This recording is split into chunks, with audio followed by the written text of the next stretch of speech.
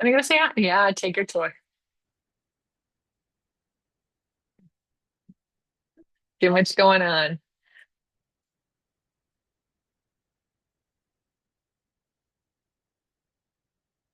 Awesome. Hello, you guys. Hello, hello, hello, everyone.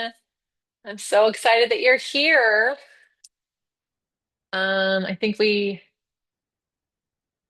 gotta get some people's speakers situated. Today we have Sandra as our helper. Sandra, is from round four, right? Sandra, did you just wrapped up last year? Yeah. Will you tell everyone who you are? Either some inspiration or something to think about as they, and this is weekend four. This is a year ago, you guys were in weekend four. So yeah. Let's see. So it's chair weekend. One of the things about chair weekend is I went into it with unresolved, like early career teaching trauma where I had beef with the chair. And the weekend was very enlightening for me because I ended up moving my chair from the basement up to my studio where I actually use it. It's actually not here right now because it's going out to have a photo shoot this weekend. So I'm a lot more playful with my chair, and I actually think it has to do with the weekend with eLevate. Mm. So hopefully you guys get something really big out of this weekend because it was really great for me. Probably the only weekend where I cried because I was so excited. I do recall that. I do recall you being like, I hate the chair. And I was like, how could anyone hate? Like, I think on the recording, I'm like, how could anyone hate the chair? The chair is like, the chair is the chair is so good. Okay, so we are going to start with a one rep mat just because I think it's important to get everyone moving. If you are at my home, I have the Cadillac, a mat in the living room, a mat in this room, and a mat in the kitchen and a mat in the office. So like 5 out of 7 you can move. If you're not moving with us today, then by all means, you can uh, watch. You should watch. We're just going to do a one rep mat just to get people moving. So if you are not moving, you will go camera off for this. So on the replay, you guys can see just the bodies doing a one rep. And I highly recommend watching a body and seeing how it goes. Um, if you are, if you are moving, pick a mat, and then we'll probably do this again this weekend. So if you miss the movement for today, you'll move the next time. So let's go ahead and get your cameras and everything. Um, no one is scrutinizing anyone. No one is doing any of that.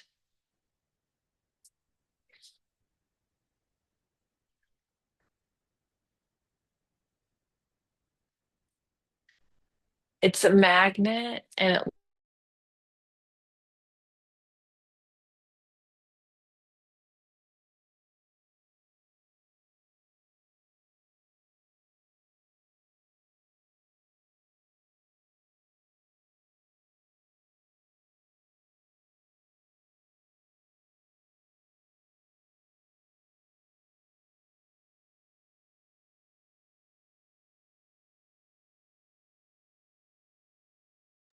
all right.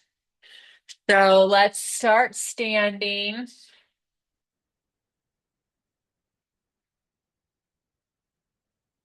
And then, yeah. All right, here we go. Oh, Sarah's dog is there. Okay. Um, let's go ahead and start standing. Go right into your 100. So is that really how high you go for the 100? Kristen, pop your camera off just for now, unless you're doing the mat, babe. And then Christine as well. I'll stop your video, babe. Okay. The 100 and then the roll up. Flex your ankle, Sarah. And don't forget the roll up has 3 pulses. And then you have your roll over, one in each direction.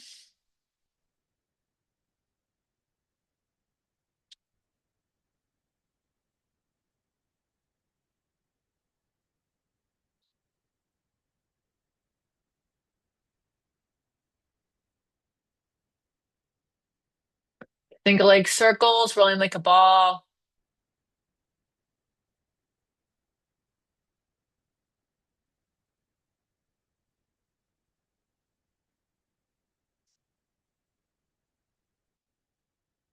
To get into your ab series, so now we're doing one rep. It doesn't mean we're rushing. Some of you are in a hurry as opposed to doing one amazing rep of each exercise. So it means the biggest reach you can give, the biggest pull from your center. After your ab series, it's spine stretch forward.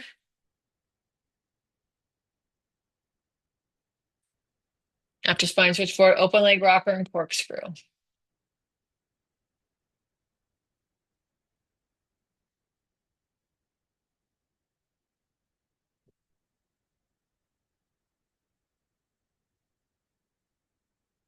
After spine stretch forward, open leg rocker, corkscrew, it's saw.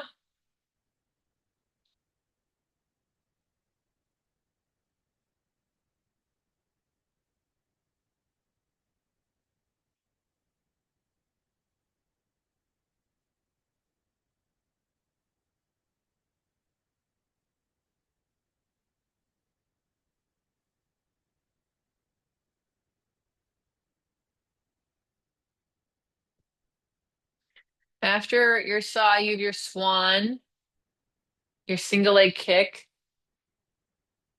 double leg kick. Maybe you're forgetting that the saw is a round with a twist, not a twist with a flat back.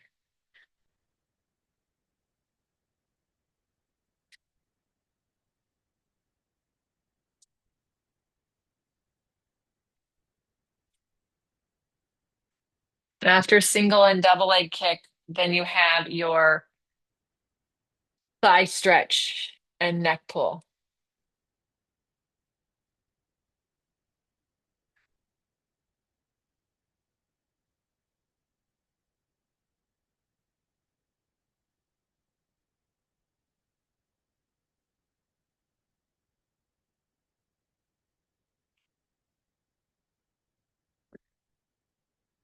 Neck pull is a round to a tall, but the tall is at the end.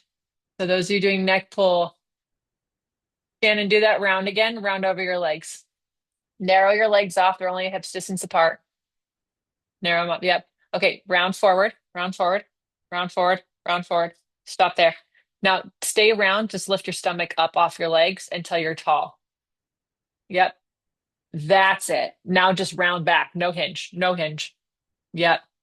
No hinges on the neck pull. After your neck pull, it's high scissors, high bicycle, shoulder bridge. I know you said no scrutiny, Shannon, but that had nothing to do with that, the food.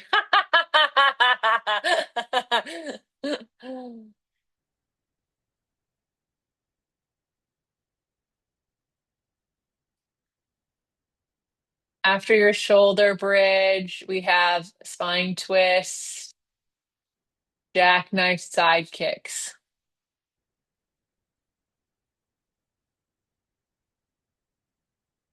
On the side kicks, do one front, one back, one up, down, one little circle, one big circle.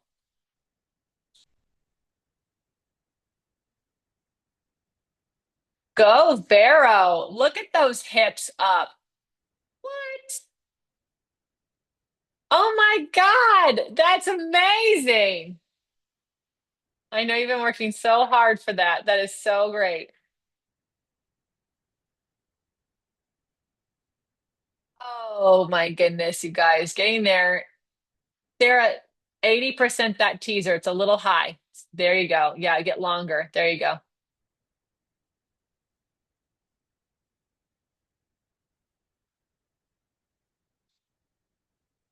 Some of these side kicks are impressive kicks, but not impressive centers.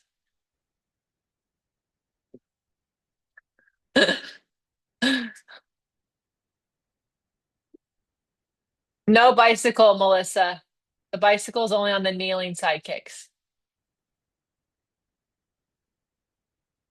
After your teasers, you have your swimming, hip circles, swimming, leg pulls.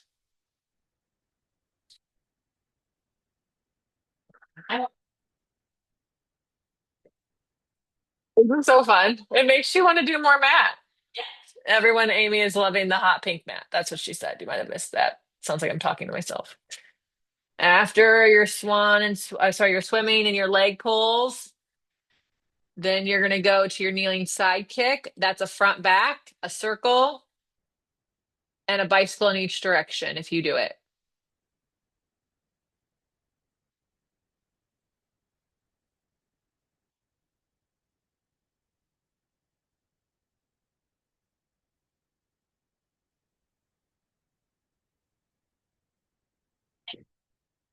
After hip circles, it's swimming, yeah.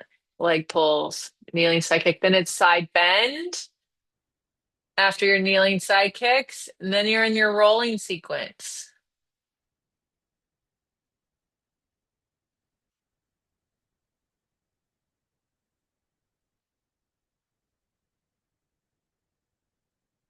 Less, get longer in those kicks, guys. Take up more space. After your side bend, it's boomerang seal crab.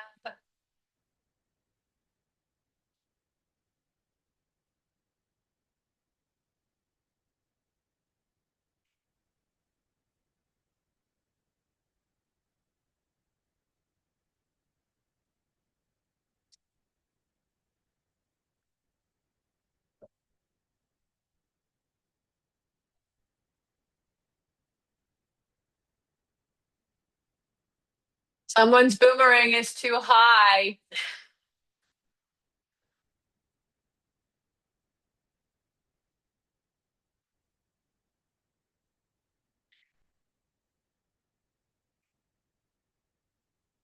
Sue, can you wait till you're upside down before you switch? You have to switch your legs when you're pausing on your shoulders. Switch. Yeah. Yeah, that's harder, but you were cheating.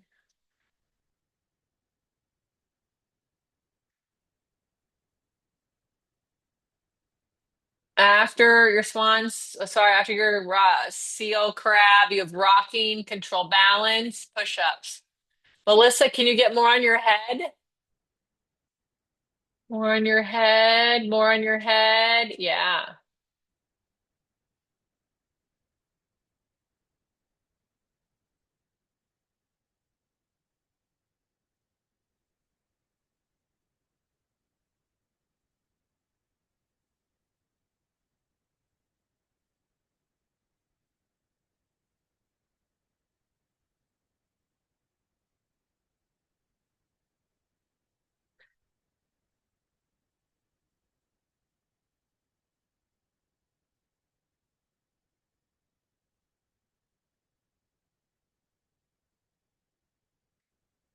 Amy, when you're doing your push-ups in and out, make sure your head drops down. Yeah, there you go. Look through your legs. Look through your legs. Yeah. Good job. Yeah. All right, you guys, as everyone finishes their push-ups, you can come back on camera.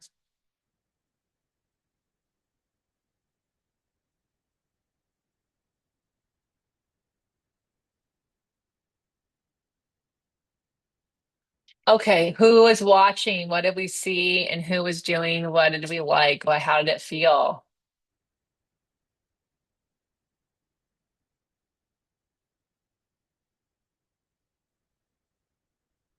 Oh,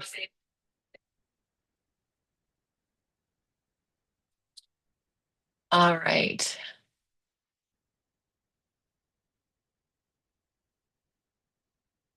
Nothing? No one saw anything? No one felt anything?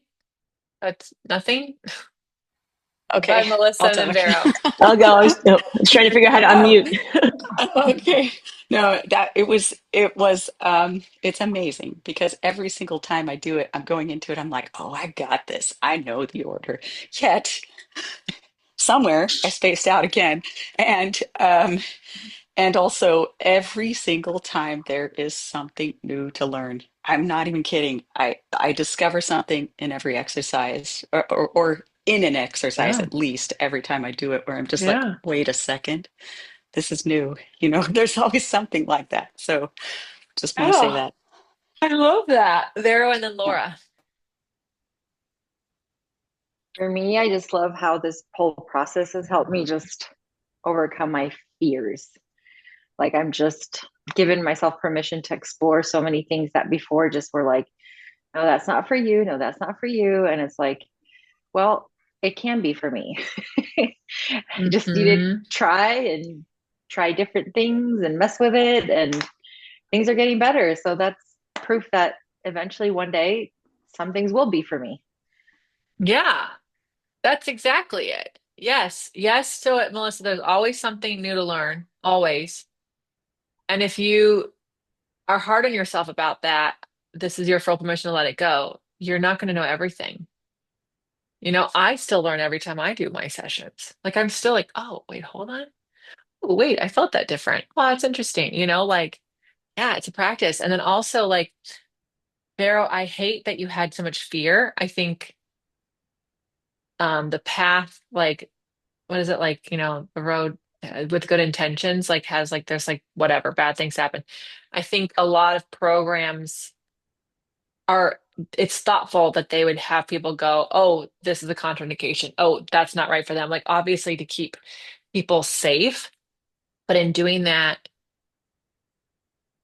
we've created a place where you're like boxed in and have no room for exploration. So then you have fear because you weren't given permission to explore.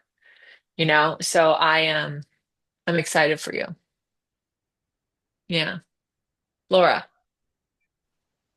As a watcher, it's amazing how far we've all come since the first weekend. Like there was no apprehension. Everyone just kind of moved. It's cool to watch.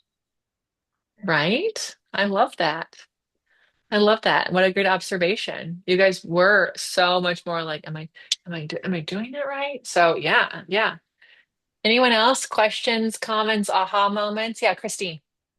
Um, Something one of the morning people said, I don't remember who, maybe Miranda, I don't remember, but they said it felt like just one exercise, and like, the whole thing just felt like one continuous exercise, and I was really inspired by that. Where it was like, oh yeah.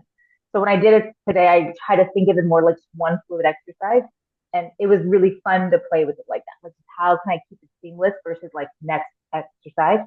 And then the other thing I noticed was I've been doing a lot more mat with my clients. I've been doing these private hour assessments for the happy hour, blah blah blah. I was really surprised. Like my some of my exercises felt so much more connected today, and I haven't. I mean, I've been driving for 4 hours. I should be more stiff this morning, but things just felt there, like connections that I normally have to do 3 to 5 reps to be like, there they are. They were like there right away, and I was like, oh, this method works. It was just fun. So It yeah. is. I think you should all be giving yourself like pats on the back for being willing to be part of a system, and like work a system. I used to hate when people say just trust the method because I also think that like you have to teach the method for people to trust the method. But at some point you just have to be consistent with the method. And that's what we're doing here, right? We keep repeating these exercises on the mat because it allows you to go, oh, whoa, hold on. Oh, that is better. That is, like that is getting stronger. Oh, I get that now. Oh, it feels like one thing. Oh, where can I go here? So I think that's really interesting. I have a girlfriend who she's a weightlifter and she did this whole thing where she's like, oh, she was gonna not weightlift for 3 months and just do Pilates. And she did a whole podcast and it came across my feed and I was like, oh, I'm really curious what Pilates you did. And I was listening to her podcast and she's like, the one thing I didn't like about Pilates is that I couldn't see where I was getting better because it changed every time. And when I weight train, I can see where I'm improving. I can see my form is getting better. I can see where I'm adding more weights or I'm adding more reps. And I like called her up after the podcast. I said, I just want to throw this out there that if you like that, you were not at a traditional Pilates studio, you were not at a classical Pilates studio. And I said, people calling themselves a traditional body studio are kind of using the marketing terms to separate themselves from like the Legree and the other things, and it's getting mixed up. And I said, not that I'm like one is better than the other, but if you are someone who wants to see your progress, like you want to do classical because you can keep comparing yourself to yourself. And that's so cool. Look what you guys are doing. And you're not comparing yourself to other people, right? You're not allowed to anyway. Sometimes some of you do, and it's like, no, no, no. Yeah. Okay, I want to, anything else before we move into some chairs? All right. Sandra, if my pretty wall can get um spotlit, and then Amy, if you want to hang out in the shade here, you can. And then we can put this mat up and you can lean against it. Yeah. Okay. So chairs. Um, we have we have three, and they're really quite cool. Um, I use them a lot, like a lot. I probably get on my high chair a couple times a week. I get at least a couple times a week. Sometimes I get on it more. I love doing my press ups on there. My one chair, I'll if I only have 5 minutes, I know I can get a really solid Pilates workout in 5 minutes. Um, I have this fall, I do have a Pilates anytime workout on the chair.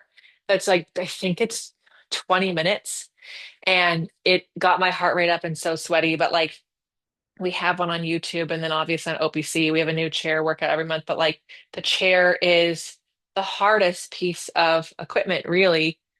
Um, the surface area is what we want to look at, right? The surface area of our Pilates equipment kind of dictates how hard something is going to be. So the mat, lots of surface space, right? No springs, but lots of surface space. The Cadillac, surface space and springs. The reformer of that surface space, but you have, and it moves, you have springs and pulleys. And now look what we have to work with. We have like half a carriage to work with here. And so, of course, we're going to use the chair to teach some reformer exercises before we do them on the reformer, but the chair itself is not like where you're like teaching a ton of things. It's where you're challenging connections. It's where you're seeing great things. Now, there are going to be some exercises where you're like, oh, whoa, that actually, I really feel like that taught that well. Fine, totally fine. But like as far as like grabbing clients and progressing them goes, you're not taking someone who does a terrible round shape and popping them on here and going, it's going to be great. Like it's going to be as bad as it was, and then more revealed. So it's really helpful in showing and revealing more disconnections, and then also taking connections they have to the next level. All right. So I want you to really be thinking about that. The armchair, this is one of my favorite things that exists because everybody wants to get people into rowing so quickly. But if you have an armchair, you can be teaching them rowing exercises with closed chain feedback really early on in their practice. Also, I'm going to grab Amy because she's right here. Amy can sit here. And as a teacher goes, I can get in here, right? Without the carriage moving on the reformer, right? So I can actually like get in here and go, oh, look at this gap. Can we get the shoulders? Yeah. Can we get the heart? Use your feet to help you get back there. Yeah. Yeah. That's what right. Exactly. And so I can really get in here and I can get my hands into her upper traps right here. And she can be moving with the springs and I can be in there and it's not hard for me, right? Go ahead and hop up. Thank you. Like it's not like when on the Cadillac, you're like, how do I squeeze between whatever I put my Cadillac next to and crouch down the reformer and like this is really great. Also, there are armchairs out in the world that don't move. They're fixed. I would not buy those. So if you see them used, that's not what you want. You want the chair that moves. So at the studio today, this weekend, we have two chairs. This is a Contrology chair. We have a Grotz chair out there. The Grotz chair is more like this setting. This is the movement we have. The Contrology has two options.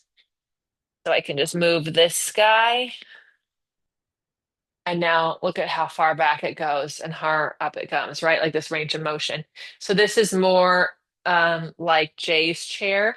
Actually, Jay passed away, I think a year ago today. It's been a year. But when he passed, I got to go to a graduation thing to celebrate his life, and his chair was there. His chair from his apartment was there, and the contrology chair was there, and the garage chair was there. And I will say the contrology chair is just a tad bit deeper. Jay's chair was like right there. It's not much, but it was like right there. Anyways, this chair feels like his chair, except for his chair was actually even more firm. It was even more. It was. I think the cushion has disintegrated over 40 years, but I love the armchair.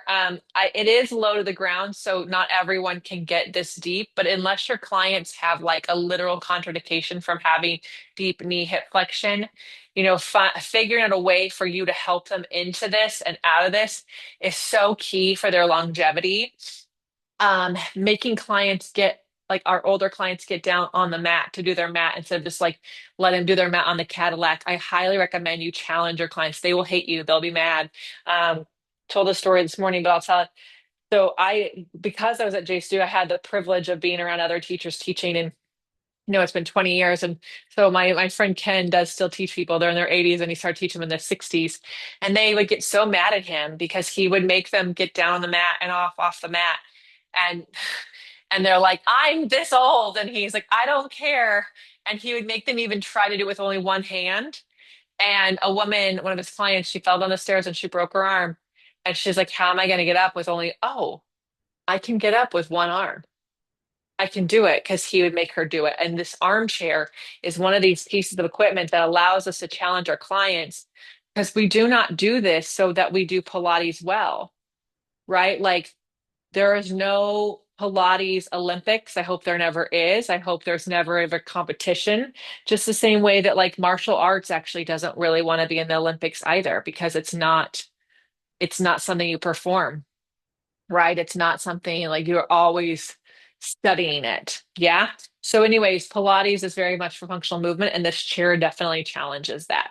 So, these are the chairs. Something I want you to notice is the angle of these pedals. So, if you have a garage chair in the house, we have a pink and a brown chair. Those pedals are more like the angle of this one. But look at this pedal. Look at that pedal angle, right? It's low. And why this is actually important is the higher that angle gets, the more when you close the pedal, it pushes you forward, right?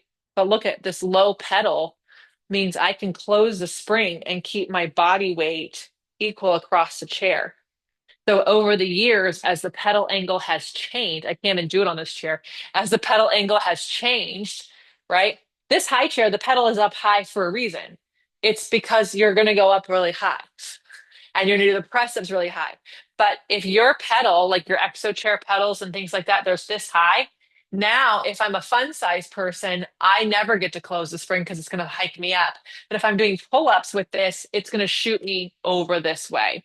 And so I just say that because not because they're like, oh, throw your chair out, but make sure that when you're working with people and yourself, you're controlling the pedal to the height that actually serves you. So if you have the exo chair, you're doing your press ups, and I'm saying, oh, yeah, get a full range of motion. You probably aren't going to close your spring unless you're 6 feet tall because the angle of the pedal is going to pull you off your center. Okay.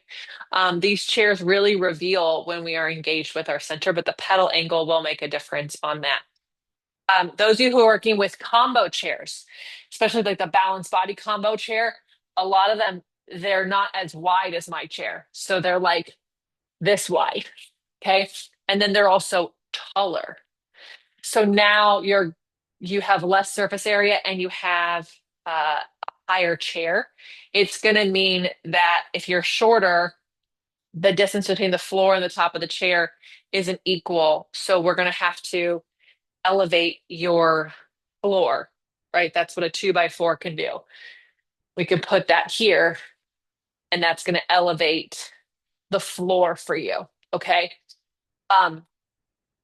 But we can't make this thing wider. So when we get to tomorrow's exercises like teaser and big twist teaser, you're going to feel like you don't have enough chair space. And that's just something to note. They're all created for different things. Some of these chairs are quite light, which means when you get on the top, you're not going to feel as secure. I really like a heavy duty chair. Like I like a full wood chair. I want this thing to be so strong that I know I can put a 260-pound person on top pumping this pedal and they're going to be okay. All right. Springs. If you're working with chairs that have the cactus hook, with the center springs, I meant to say this in the morning. I hate that those springs are dead center on a pedal. Nothing drives me more crazy than those springs that end here in the center because it's in the way of your feet all of the time. So you just have to work around it. You just have to deal with it because you can't change it. And I don't want you separating your feet or moving your feet. Like, just have to deal with it. But when you have four hooks and we're talking one to chair, ignore hook number four and work with one, two, and three. A top bottom is a 1, 3. Okay. Um, a low high is a 1, 3. A middle spring would be like a 2, but depending on the body, it could be a 1 or it could be a 3. So you kind of have to play with it. So for the most part, we're not going to be moving these springs around too much today. We're kind of going to stay on one spring setting, which is a top bottom, but you might be a middle bottom. You might be two bottoms. So I want you just to kind of keep that in mind, because I don't want to be like, oh, I have to use a top bottom. It might not work for you, right? It might be too much. Now, in some cases, I might do a 1, 4 for people. It's not often, and I'm very specific with them, and you need to be really mindful when they dismantle that chair could flip. Now, a high chair can have a 2, 4 or a 3, 4 because the chair is so heavy. Now, I can't speak to your chair. If you don't have all this wood, it might not be as heavy as mine, but this chair is heavy. Look at this base. It's so heavy, right? So I can have this heavy duty spring with this high pulling pedal because the piece of equipment is a beast. So just keep that in mind, especially when you're working with those combo chairs. If the chair itself does not weigh a ton and you're working with those high chair springs, you got to watch the dismount and the mounting of the pedal. Okay. All right. Any questions on chairs? And Sandra, I'm not looking at the chat, so please feel free to unmute and tell me if there's any questions. Not so far, but I will Okay. let you know as they come in. Thanks, babe. All right. So let's what I want to do is focus on exercises that can be done on both the high chair and the one to chair. And we'll do them on both things. Because that way you guys can see the difference. And then we'll move to just the one to chair. So I'm gonna put this one to chair on just a top bottom for now. Okay. Before we continue, I'm gonna show you real quick. If you have only a one to chair, you can mimic the high chair by putting it not too close to the wall. You want it to be a little away from the wall. And then you'll put your box on it. And now the space I've set up here is about the same space that's right here. All right, Amy, can I get you up here for a second since you're in here? So come to the high chair and just set up for like pumping. Yeah, arms around and then push your toes onto the pedal, heels together. Yeah. So I'll teach something in a second, but I just want you guys to see. So she's here and her heart's against this, and then her arms are there. Okay.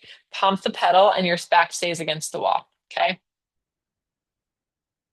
All right. Now that's feel that? That's Okay. heavy. Yeah. That's a heavy spring. Okay. So lighter spring. I didn't set it for a high chair spring. It's just a regular wooden chair spring, but come over here and think of it as the same exercise. You're using the box to be your chair. Yep, in your arms, make it look like you're that. And then, oh, what's this gap here? There you go. So it's a lighter spring for her, but she can still get the same thing, right? Okay, great. All right, before you leave, footwork and pumping on the one to chair, she can scoot a little more, just a teeny tiny bit forward. Yeah, away from that. And then she can layer her arms. She can hug the sides of the chair or she can put her hands behind her head, right? Whichever gets her the most arm back connection. And then she's going to do her footwork, and she can go only as low as her body stays strong and tall, and only as high as it does. So if I'm have a new client, I'm going to use this box or the high chair first before I take her away from it. Okay. So, and then she would do toes, arches, heels. She could do single leg, the whole thing. Okay. Cool. Veronica Go ahead has and a hop. question. Yeah, go ahead, Vera. What's is it? Did you write it down? You can just read it. Yeah, it's just about backing up the Wanda chair up against the tower poles. Backing up a one-incher into the tower pulse. She should be fine. I would just be mindful of any hooks that could damage her box. That's all. Just be mindful. And then you just, again, you want your chair to be a little bit away from the tower poles. My box has like, I've got like 3 or 4 inches between the wall and the chair so that there's enough room for your butt on your chair. Hmm. Cool. All right. So let's talk about the high chair. So come on over. Oh, you're not done. Yeah. So footwork on the window chair and the high chair are very similar. Whether you're touching a box or you're not touching a box, you want the tallest back. Now, with a high chair, a true high chair has this like wooden lip here, so she's got to keep her heels high. The arms, it's not that she's in necessarily in with her elbows. Get your shoulders against this and the ribs against this. And then it's kind of like, okay, what touches the poles? And for me, it's more like bicep than elbow. Do you feel how your shoulders are wider? Yeah. Yeah, so we just adjusted her. It's gonna give you guys a little better side angle. We just adjusted her arms, and so her shoulders can be much wider. Okay. So go ahead and push the pedal down and up. Now, footwork is different than pumping, and that pumping is much more swift. And oftentimes you'll teach a beginner pumping before you teach them footwork. They'll just like work because they need to start working rhythm, right? She can go as low as her back and hips stay and shoulders stay on the chair. And then she's trying to see how high. Like, could you close the spring without hitting your heels on that wood, right? And without getting shorter. And you can see as when she pushes down, her butt turns on. And when she pulls up, she gets a little shorter. So can she push down and stay tall? And can she lift up and stay tall? Right? Like that's the goal. Then she can move on to her arches. It's just like footwork arches, squeeze everything together. Squeeze the knees. Yep. Mm-hmm. Oh yeah. I've never on for footwork, or you never used a high chair before. Oh, this is your first time? Okay. Well, welcome to the high chair, Amy. It's a tough spring, yeah? Okay, onto your heels. Yep, and then push. I love a high chair, a true high chair. Contrology is making one. Be patient, everyone. Um, but there's just something it's like how a reformer puts you in a box for footwork, this puts you in a box for footwork, right? And then single leg, usually it's done on either the heels or the toes, and you reach it out from your center and then you push the pedal down and up. Just like 3 to 5 is enough. And again, we're not trying to close the spring unless she's closing it, right? So if the pedal is like for my hypermobile peeps, I know your knees bend, I know your hips flex. I want you to see how much you can close the pedal and stay engaged. So if I see you work and turn off and work and turn off, that's not what we want, right? Now for pumping, it is typically either done on the toes, right? That's how it's taught. But when you did footwork, which felt like the biggest challenge for you? So let's do pumping on your heels. Squeeze everything together and then pump up and up and up. And you see how pumping helps get people ready for like knee stretches? And we're gonna have mountain climbers soon, right? But like that whole idea, like how do we close this pedal? Yeah. Yeah. Fun? Yeah. Okay, great. That's your footwork. That's pump. That was pumping. Then we had footwork. Okay. Let's do your quick Achilles stretch, and then we'll let people play. So make a diamond shape with your hands. Yep, and put it on the center. So we're just making like a little diamond with your hands. Okay. And then she's gonna put her foot on the pedal and then knee on the chair. It's kind of on that tibia part of the thing. Uh-huh. And it's a heavy pedal. Yep. And then she's in a long round shape. Round, yep. And then her staying her feet and she point and flexes. And I'm looking at her heel. Does it track straight or does her heel go to the side? This morning, right, Dan's heel was going to the side. So we had to like, how do we get his foot to track straight? People of all ages need this exercise. Go ahead and switch.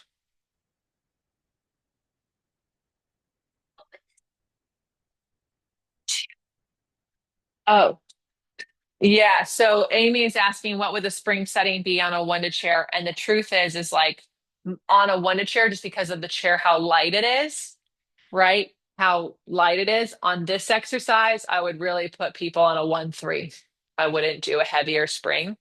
Of course, with footwork, when they're sitting on the chair, you could do a 3-2 to get that heavier spring for that footwork, if you have a box behind them. But anytime that they're standing with the pedal that could throw their balance off, I wouldn't go heavier just because I don't want them to flip the chair, right? All right, come over here and do it on the one-to chair here. We'll get this box out of your way because it's not necessary. All right, so here is I'm going to have you guys see from the back because you can see how we can see, even though she's wearing all black, we can see her right hip is hiked. Yeah. Maybe move your hands and foot to the right a little bit. Yeah. Yeah. I mean, dead center would be nice, but like, we don't, that's not helping you. Yeah. So we can see if her back is round evenly through the whole shirt. And then if she's standing in her left leg, right? Go ahead and switch. We So have a I couple of really, questions. just one second, Sandra. I really like this exercise for, there's so many things that this teaches. This helps with horseback. This helps with tendon stretch on footwork. This helps with, all of your kicks. Like it's like, this is single leg stretch. Yeah. All right, Sandra, go ahead and read the first one to me. Thanks, Amy. Oh, you may have answered some of this. Let's see. Are the springs on the high chair the same as one the chair, heavier or lighter? So the high chair is a heavier spring. Um, I would say it probably feels like the equivalent of having like like two top springs on your window chair, or even more. Like they're literally different springs than my window chair, and they're heavier. Um, and my high chair just have two settings, so I can actually make this lighter, or I can make it heavier, depending on what the person needs. But the high chair specifically is a heavier spring. Anything that can be done on a high chair and a window chair, if you have a high chair, you would do it on the high chair first because of the stability and the heaviness and all the closed chains that it gives. Then when that gets easier, you take them off of that and you challenge them with the window chair, a lighter spring setting, less stable, no handles, right? That kind of a thing. Yeah. Any other questions, Sandra? Yes, we have two more. How many reps of each position in footwork? So, I want to answer this. Um, 8 to 10 is always the answer for footwork. All right. I know a lot of you in your assessments are like, do 4, do 5. Footwork, like the 100, is always going to be like 10 because it's actually supposed to be warming you up, right? But when it gets to other exercises on the window chair, when you're learning the exercise, you're more like 5 to 10. When you know the exercise, you're more like 3 to 5. And really, truly, the goal is 3 or less. Is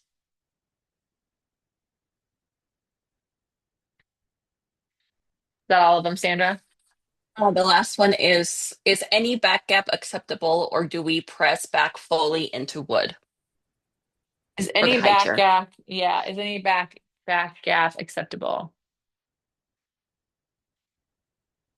I am not going to change someone's hips to get their back against the thing. So I want their pelvis to be like a bowl of soup. And then their back is what we have, but the goal is that they're using their stomach muscles on the inside to help lengthen everything. And so if you have a really low orthotic curve, you're probably not going to on day one get your back against this, but the goal would be that eventually you do. If you're watching this morning's round, Sally Joe, we know has a deep lordotic curve. She got her back against this thing. So the more you start to move from your center, even with a lordotic curve that is more dramatic than normal, like an average person, you should still be able to do it. But don't change someone's pelvis. Like don't tuck them, don't put a pillow there. I don't want anyone to shove down. Like it's gotta be, it's like on the pedipole we talked about last time we were together. It's gotta be from the center, right? So am I gonna still move someone even if they have a gap? Yeah, but they can't make it bigger, right? And maybe with each pump, they have less of a gap because they're moving from their center more and more and more. And then one last question from Sarah. What do you mean by flip the chair? I have never seen this before. What does it look like and how does it happen? What do I mean by flipping the chair? The chair will flip, like literally flip. So when people are dismounting from a chair, if your spring is more than a top bottom, that's typically when a chair will become more unstable. And if you're using a 2x4 or a yoga block to bring the floor up, that's when the balance, because the weight is on a pedal that's elevated. If the spring is too taut for the person to stand on it, then what happens is they lose their balance, their foot slips, and the pedal slams, and then the chair maybe doesn't flip all the way over, but it can leave the ground. And so it happens it usually happens on dismounting the chair when the springs are too heavy for the person to control the pedal. But it's something you should be extremely aware of. And it's one of the reasons why I would challenge you to not go higher than a top bottom, a 1-3, uh, on someone doing an exercise on one of chairs. If you're doing a 1-4, and I said this earlier, it's because you're very intentional about who you're giving it to. Like I have given my NFL players a top middle, right, which would be like a 1-4 or a 2-4 on my winter chair for mountain climber because their leg is massive. They need the support of the spring. However, when they're dismounting from it, I am here with my hand on their body because what happens is you have to think of it not like you are, like, oh, I'm so good with this. You have to think of it like a person, right? They're doing a mountain climber and they get done like, oh my God, and they want to get off, right? You have to be there with your hands on their body. Okay, lift the pedal up with one foot, put that foot on the floor. You have to be there, right? Until they start to realize, like, ooh, things can happen. So you don't have to see it to like, what I would say is like, be mindful of the springs you're choosing and why. Are you doing it because that's a spring that will support them, or are you doing it because you want them to move the spring? If you want them to move the spring, you are not choosing the right exercise for them. You should always want them to move from their center. You want the springs to support them, not help them perform. So hopefully that helps, Sarah. All right, anything else? That's all for now. Okay, so it's playtime. So play on the high chair, play on the winter chair, play with footwork with a box and pump with a box, play with it out of box, play with it on the high chair, and then do your Achilles stretch.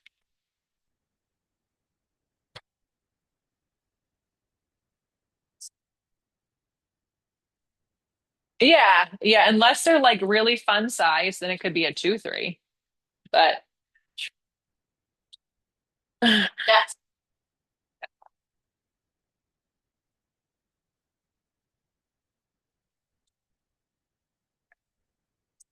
I know.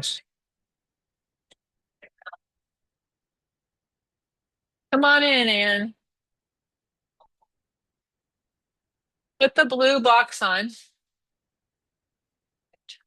All right, ladies, at my house, there are 3 window chairs and there is a high chair. So I should see you all moving.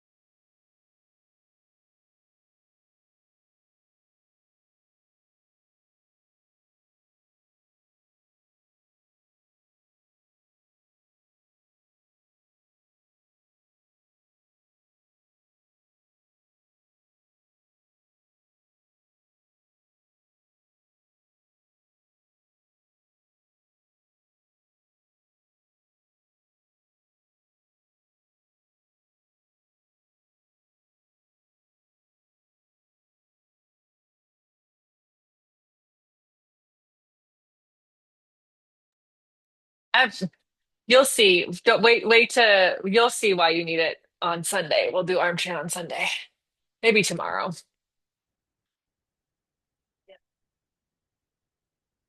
There, I can't see your bottom foot. Is it close to the frame? Is it next to the frame? Because that I want to make sure you're not too far away. Thank you. Yeah, be as close to your frame edge as possible. Yeah, just because you look petite. Yep, there you go.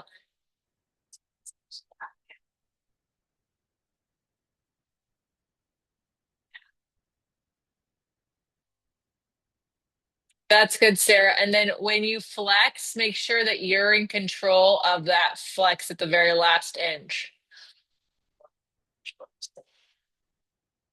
Yeah.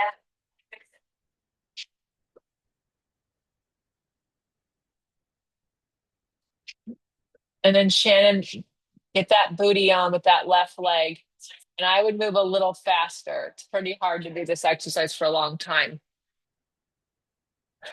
Vero, did you play with the box against the poles? Did it work well? Good. I think it's good for your lower back. hmm Melissa, Melissa, it's when you're on heels, you're parallel, just like on the reformer. Yeah. And then you look like you're getting pulled off your chair, babe. So only push down as much as your back can stay attached.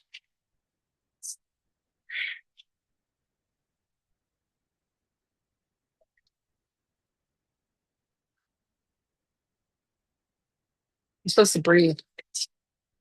It's like so. No, no, no, because it's too slow. If you were to say, so the question for the recording is like, there any breathing patterns for footwork and Like pumping? this. Right. Is there any breathing patterns for footwork and pumping? And there isn't because just like on the reformer, like you can tell people to inhale on the way out and exhale on the way in, like inhale to open the spring, exhale close like your lungs. But at some point, that's too slow, right? At some point, you just got to go out and in. No. Yes, you'll hyperventilate if you start to like try to breathe with the spring, you're gonna hyperventilate. So just don't hold. You should not hold your breath. And in fact, there isn't, and I could be wrong as we go through the weekend, but I can't remember in a single breath pattern for any chair exercise. There's only one on the armchair. On the armchair, we'll have one. There's only breathing on breathing, chest expansion. Like all chest expansions are inhale to open the spring, hold your breath as you look both ways, exhale to close. No, no. Joe was really, if you read Joe's book, he was really big on exhaling and he was really big on breathing. Um, in his written book with the mat, he has some places where he's like exhales and inhales, but that was because that book was for people to do on their own. But in the studio, it was like just not about, it was like not holding your breath. And then we've talked about this on the other weekends. For someone who is struggling to connect, it will always be easier to inhale on a tall back, like inhale up, inhale on extension. It will always be easier to exhale on a flexion or an exertion or on a twist. But it's quite possible that if you're someone who collapses, you might want to inhale on your twist. And it limits how far you can twist, but you might be able to get taller. So it's really important to not make too many rules on the breathing, except for unless it says so, don't hold your breath. Yeah, yeah, yeah. hmm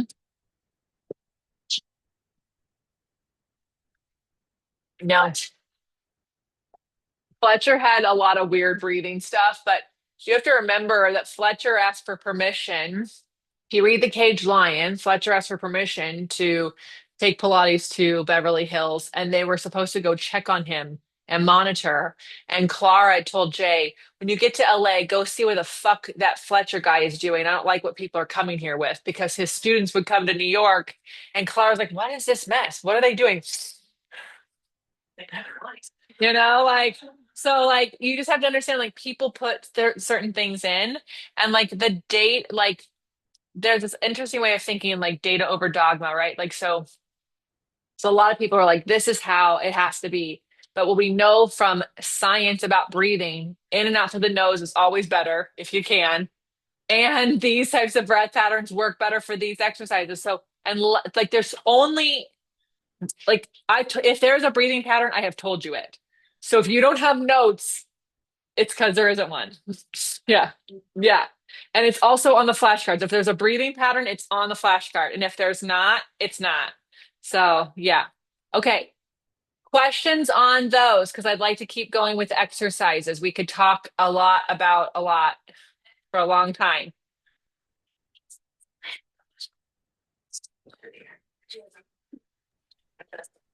Not so much a question, just an observation. Yeah. I just loved doing the footwork with the box behind first and then going into pumping, just having Hmm. that feedback initially. I think that's a really, really great thing, really great tool. Yeah, I love that. I think, especially for those of you who struggle with pelvic stability and people are like, stabilize your pelvis. Don't ever say that. That doesn't mean anything to people. They don't know how to do it. Do the box and then pull them away from the box 1 inch, and that will test. That's when how you teach stability, and you can teach them it. Yeah. Okay. Don't go anywhere. I need a new body. All right. Sandra, please give me the pretty wall. Okay. So now we have going up front, going up side, and sorry guys, I know you have to look at that green hump and you just have to deal with it because I want you to see things. Okay. Her head might go off, but that's okay. So come on over. So, um, all right, we have these guides here, right? You can see them. So my high chair has like these little wood raised guides.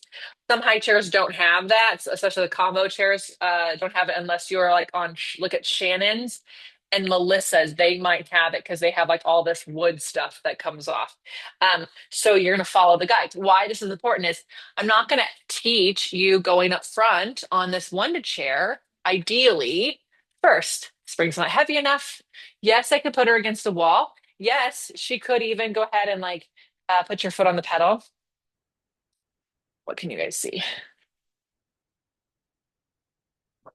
So I'm putting her on there, and then you could put your hands on that box, and then put one foot on the chair. And so she can have her foot against the box, and her knee is somewhat close to the box, right? Yeah. So her knee doesn't even touch it. And then she put her hands on the wall. It's a window. Sorry, I lied to you. Yeah. So she could do that, of course, but it's too far away from the wall compared to a high chair. The high chair is going to be closer because the high chair has its own wall. So thank you, Kristen, for showing us how far away from the wall it is. We're asking people to do it because it just makes them lean forward, right? Like all of you who don't have this, even when you put it against the wall, they're just leaning forward and they're like, don't lean forward. Like, so this is why the high chair is so great because we can teach people how to be upright. So come on up. So hands are on the handles, and then you put your foot on the pedal. Go ahead and push it down. If I had shoes on, I would also push the pedal down with her, but then both feet on. Okay, get your toes to that back edge. Mm-hmm. Yep, heels together.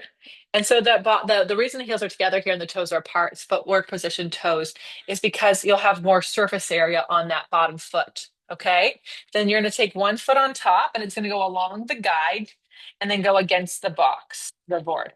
Now your knee goes against the board. Now your hands drape. It's gonna drape them. Yeah. You don't want to pull yourself up. Okay. This is there. Okay. Okay. So now look at this. Knees against board. Now I can keep your shoulders over your hips, right? Because you can have your arms to help you. Now I want you to go straight up. Mm-hmm. Oh, she leaned a little forward and she got really light on this leg. So lean back, get some weight on that back leg, chest up, find my hand. Yep, go down only as low as you can keep your chest up, and then knee against the board, and then up and stay against my hand, and then lower down and lift it up, right? So she's pushing down with this leg. She's pushing down with this leg. Your legs like scissoring past each other, yeah? And then as you get stronger, put your fingertips on the wall, but without leaning forward. Oh my goodness, the pedal's winning. Yep, stand in your back leg. Yep, find my hand. Find my hand. Yeah. Yeah, you can use the hands to push yourself back. Yeah, there you go. Uh-huh. Good. Yeah, come down. Okay, so do you do going up front on the window chair ever? This chair. Have you done not that chair either? Okay. And you done going up front on top? No, you haven't. Okay, great. This is where you're supposed to learn it. Okay, put your hands here. Switch your legs. Okay, Kristen, what I'm seeing, so put this foot down on the pedal. Yep, heels together, reset your feet. Make sure your toes are at that back edge so that when you get that pedal at the top, you don't feel like you're gonna slip off, okay? Now put your other foot on. What I'm seeing is a little too much weight. Put your toes against the board. And I see a little too much weight given into the pedal. So you got to push this, like you're trying to push the pedal down as you go up. Yeah. Mm-hmm. Chest back, find me. See if she wants to lean forward. So she's going to find me. Uh-huh. Yeah. Fingertips light. Nice. And then push down into the pedal as you go up. Yeah. Good. Good. You got it. Find me. Find me. See how she wants to lean forward? So until Kristen is comfortable with this, going straight up and down, we don't do it on the high chair. It's not because you're not strong. It's a balance thing. We've got to get you trusting your legs with the springs. We'll do it here, but we won't go to the window chair. Yeah, you'll just do it here until you can get lighter here, maybe even arms up. Okay. Now we're gonna put your hands on the handles, going upside. So you're gonna pivot, go ahead and pivot to face that way. Mhm. Put this foot on that outside edge. Like a sandwich. Yeah. And then put this foot right up here. And put it against there and put your knee there. Put this hand on the handle and this hand on your hip. Okay. Now we got to open your hips up. You got to lift your chest. Yeah. Okay. All right, Kristen, without leaning in, lift up, push into the pedal. Look at her leaning. Yeah. Push from here. Push from here. Yes, that's it, Kristen. Lift your chest. Uh-huh. Push. Lift from here. Mm-hmm. Push. Lift your chest. Yeah. Okay. Oh, she's leaning. Yeah, rest. Okay. Put your hands on the handles. Put this foot down. Turn. Do you guys hear how many times I talk about her hands and where they go before she moves her feet? Very important. When someone is learning an exercise, you've got to make sure that they are set up for success. We do not tell her feet to move until she can move them safely, right? It would be otherwise she's gonna feel like she's gonna fly off. Okay. All right, you ready? Go ahead and go up. And we don't want to lean in. So it's okay that she's leaning in. She's never done this before. So squeeze. So, but what I will say for Kristen is until she can go straight up of this heavy spring, we don't go to the window chair yet. Okay. So knee against the board. hmm Push your knee into the board. So you're getting that extra rotation. Lift your chest. Yes. Yes. For her birthday, she gets hot going upside. All right, come down. Turn to face the chair. Hands on the handles. Feet on the pedal. One foot to the floor. Lift the pedal all the way up. Great job. Yeah, wonderful. Hop up. Thank you so much. You can sit wherever you want. Okay, We have a so question on that, go ahead, Sandra. which actually ends perfectly. Sarah asked to the transition. Do the transitions matter? Stepping on and off the pedal. I feel like you answered it, but Transitions always matter. Always. Forever and always. Transitions will always matter. And how you get on and off the window chair especially matters. The high chair, people are new. So I'm not gonna, her transition matters because it matters, that she's safe, but I can get her the transition onto the chair will matter more when she's more advanced. So to answer your question, yes, they always matter, but on the high chair, they're often learning it for the first time. So like there's nothing like, we got to get her safe. Once she's over here, here's the transition you're looking for. So going up front, notice how I put my foot up. I put it up from my center, right? I didn't go, all right, I'm going to do this now, right? Like, no, I stood here in my center and I put my foot up. Then the next step, eventually, this will not be Kristen's first time. Kristen, when she comes to the window chair someday, will put her hands down and she'll put her foot on. So anyone new to going up front on the window chair would be hands down, foot up. So it's going to be more like a single leg knee stretch, right? Versus here, I'm doing single leg stretch. But then I push it down, and then the transition is that was too loud, actually. Jay would be really upset.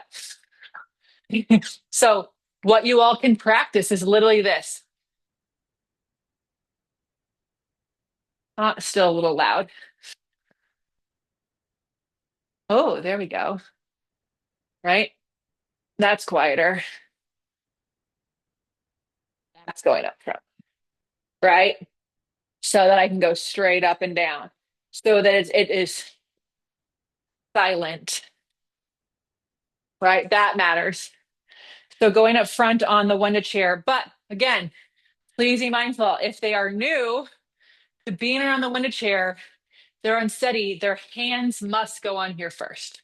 Okay.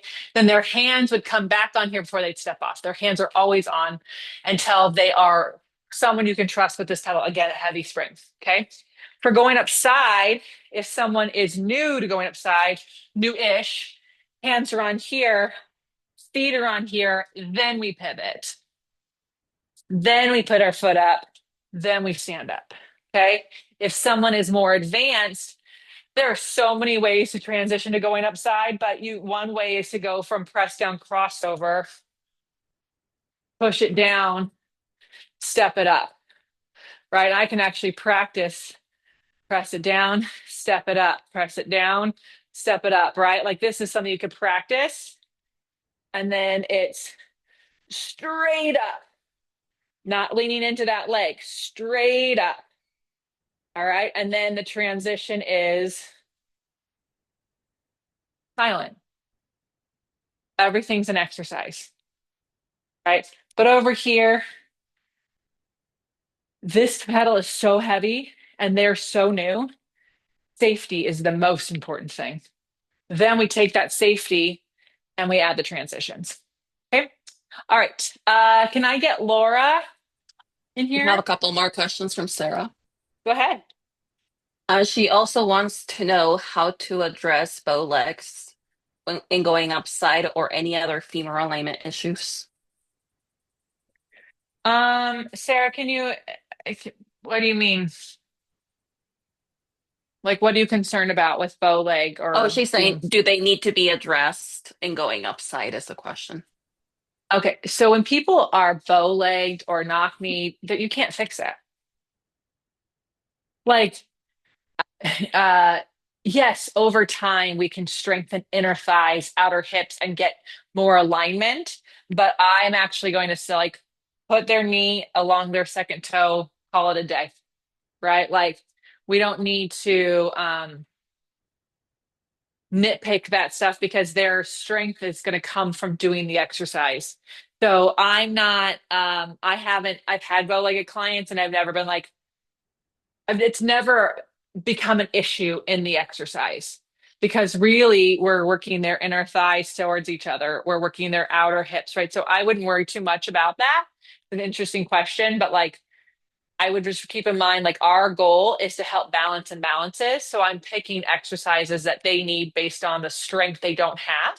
And when someone is bow leg or knock kneed or hypermobile, they're missing musculature, right? So picking the exercise that they need to balance their balances is the way to go. And then just making sure that their knee alignment, like that their knee tracks correctly, is what I would be worried about. Like when they do going up front, like where is their knee in conjunction with their foot to make sure that it works itself out. This shouldn't have any issues.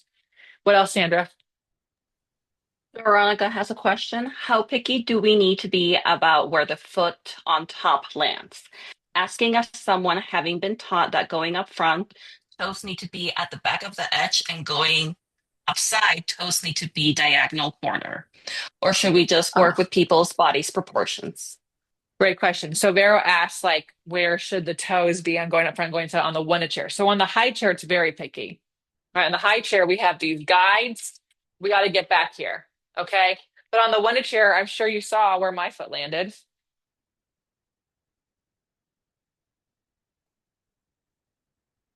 It's my gate step, right? If I have to aim all the way to the back of the chair, that I'm actually out of alignment with my strength. I know everyone learned it that way. And Jay was like, maybe that's really weird, right? Like, right. So when they come, what I would say there to answer your question is here's our dead center. This foot and this foot cannot be on dead center. That matters. That be mindful of. Right? This foot, notice how I'm slightly turned out. That's for surface area. And then I go up, this foot's parallel. And as long as I'm not on a tightrope, this is where it lands. Right? Now, if I was closer, that would not be so great. But further away, I wouldn't worry about it. Right? Now, going upside, I was also taught that it is the corner. Okay, everyone look at my high chair, who's in this room. Is that corner as far away from the pedal as this corner is? No. So this corner, it can't be this corner. It has to be like around there. Now my hips are square, right? If I'm over here to go straight up, insanity, so much. But if I'm right here, now I have my muscles. Now I can go straight up from my inner thighs, right? Correct. If my foot is out here, it's why are they? I don't know why everyone's teaching things. I don't know. Guys, I have decided no one knows what the fuck they're doing. Yes. Yeah, because here's the thing. Kristen, you're absolutely correct. So everybody, and sorry, I have to repeat you guys because you're not on the. So everybody is like, how do I get teachers as quickly as possible so I can have classes? We literally just did a consultant gig for a guy who wants to open 16 studios. He doesn't do Pilates, right? Right. Okay. He doesn't care. He doesn't need to get. He doesn't care. He knows he can make half mil. He can make $700 million by selling. Like, the insane money is insane. You guys are all think it's too. You're like, I can't charge as much. Bullshit. So that's another pedestal to get on. So what we have to, they're all like, how do we make those rules so that someone can look down the chairs and go, that's the rule. But it's going to be somewhere around here. If someone's smaller, it might be around here. Now, with someone smaller, it won't be if you do that. Right? If I bring the floor up, they're in the same spot. If you don't bring the floor up, then they're gonna be closer in. Yeah, cool. But that's where it is, Vero. And it's just like it's based on the hips. Yeah, yeah. Okay, anything else, Sandra? It looks like that's it, just for Okay, my own clear. Oh, wait, no, one more. I have, oh, 12 okay. combination. Okay. Go ahead, Melissa has a Sandra, and question. then I have to teach a combo. Wait. I have to teach at this studio with 12 combo chairs that have a very small surface area. Same thing? combo chairs, same thing. I'm assuming as Yes. to how to get on. Yeah. So if you're teaching 12 people, they're not doing what I just showed you. They are putting their hands on the fucking handles and stepping on, and their pedals are quiet. Okay. When you are teaching a dozen people, unless you know they're all advanced, no effing way are they doing that transition. Okay. But is the setup of the foot the same? In my experience, those combo chairs are higher than this chair. And so I would not put their foot all the way to the back because the height of the chair is too high to be all they're like we're talking like the height of the chair is like this, right? And then they're down here. So I would not go all the way back because now they're in the splits. So I would say, where does their foot need to be so that they're like, look out, I'm now square. I'm square now. But if I put my foot here, I'm not square. And I have very open hips. So I would probably keep them somewhere not at the edge, but you're asking too much of yourself. You got 12 fucking people, get them on the chair. Make them be tall, have them use the handles. Should they be all 12 of them be doing this exercise anyways? I don't know. Yeah, so I would just be kind to yourself. I don't do a lot of on top of the chair stuff in group classes. Even when I'm on tour, even when they're all teachers, they might get a mountain climber prep. If I'm doing going up front or going up side, we're against a wall. Like at Club Pilates, I pull the chairs against the springboards where they can use a wall. Yeah. Sandra, do you have something? Because I actually want to get to more exercises and any other questions I'll just take care of when you guys are practicing because we're going to run out of time. Can you show the prep for going up front and going upside? Oh, the prep. So if you don't have a high chair, the prep is using a wall, or in Vero's case, the tower poles. And you're using it like you would use the wall, like, but to keep your back over your hips. That's the prep. Obviously, their hands would touch things. Clearly, I'm very comfortable on my chairs and I'm really solid in my, like their hands go down, all that kind of stuff. Yeah. Cool. Okay. Laura, come on up. You're going to do the press downs. So stand close to the chair. So you want to touch the wood frame here, okay? On the one to chair, you might get further or closer depending on balance, things like that, what you want to challenge yourself with. Hands are going to go here. And her hands are just going to touch this, okay? They're just here to help her find her back, right? We know that Laura's working on the kyphosis here, so she's going to find her wide back here. And then lift one foot up onto the pedal. Yeah, so there's a transition. Look how quiet that was. Like she didn't shift or anything. Okay, now with that heel up, push the pedal down and up 5 times. If you didn't hear her, she said, oh my God. It's just that on the high chair, I only have 2 cooks, and then there's one on the top and one on the bottom. If she was smaller, I could do 2 bottoms. If she was my like NFL players, I could do 2 tops. But pretty much almost everyone can do this one. And on a one chair, what is the equivalent? It's hard to say. It'd be like 2 4s. It's pretty heavy, right? You would say like it's pretty heavy. Yeah. Like, but you've got to be careful. You can't do that with your one chair because you don't have the handles, right? If you have handles, you can go a little heavier. We got to be careful if her foot slips or she loses her balance, that spring is going to be quite loud and lots of things. How's that feel? I like it. Yeah, you like it? Go back to the first side. Okay, push the pedal down. With the pedal down, lower the heel. Lift the heel. Lift the pedal. All right. So we want to make sure that when she pushes the pedal down and she lowers the heel, her knee doesn't push her heel down. She lowers her heel down. Right. I think you feel pretty good. Yeah, switch sides. So we can look at what's going on with the hips here, right? But this is a really helpful tool. Kristen should be doing press down fronts, right? To get her ready for going up front. Those were so hard for her. This is a really good place for her to practice. This is really helpful. If you want to start getting people ready for exercise on the reformer, I'm not going to teach front splits on the reformer until I've done this, right?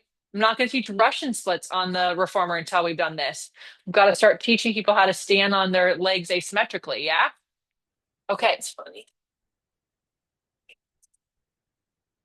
Oh, yeah. Yeah. Okay. Turn to the side. So now she stands in the center of the chair, heels together, toes apart. Yep. And then she lifts her inside foot up onto the pedal. Yep. Yep. You can actually come back down. You're like put your toes in the center of the chair. Yeah, there you go. Now she can, when she puts her foot up, she can put it wherever it lands, right? Based on her mobility of her hip. And then she pushes that pedal down. And that hand can be here, it can be on your hip, be up to the sky, wherever, as long as it's not disconnected. It can be there for balance. Yeah. It's harder than forward, she said. How is your seal and crab? How are your kneeling side kicks? How are your side kicks, right? Right, turn to the other side.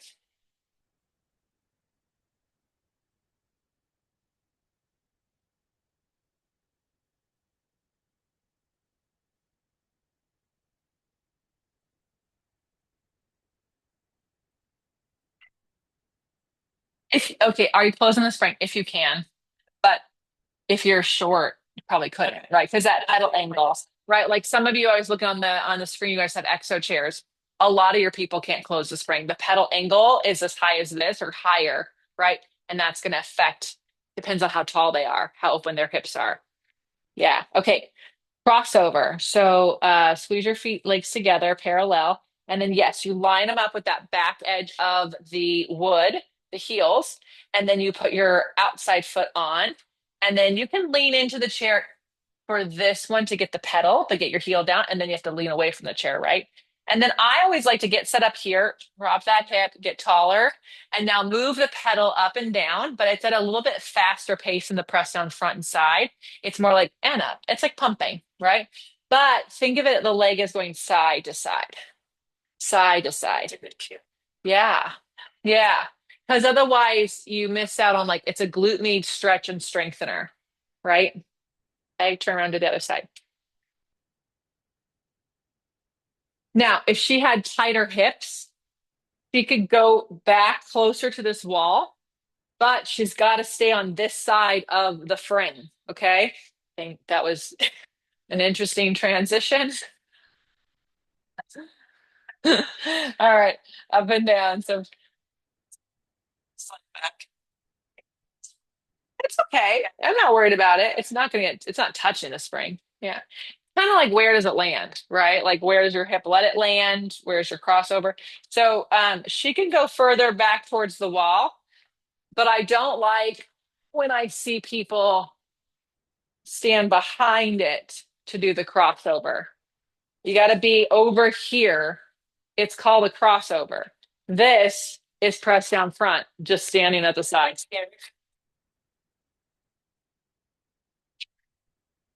I have no idea what they're doing. I have no idea why they do that. That is like not even a, like all of my Ramana people would never like it. No, it's a game of telephone. Everyone's played the wrong fucking like no. So the goal is here because it is a crossover. This is crab. Those who struggle with crab, this is crab. If I am here, there is no crab happen. This is going up front. So I feel no stretch. Yeah, so no, no. So I don't know why if someone has to stand here to do it, they don't get to do it. You have to go figure out how to open their hip up somewhere else, get them stronger, take it out because it's not this is like borrowing a payday loan. Okay? If they're here behind the chair here, that is further than I'd like them to be, but look, I'm still crossed over. Right? So I can go as far back as long as my foot can still hit the pedal. But look where my thigh is, it's crossed over. Yeah. Okay. Come over here. So let's look at her on the wooden chair now.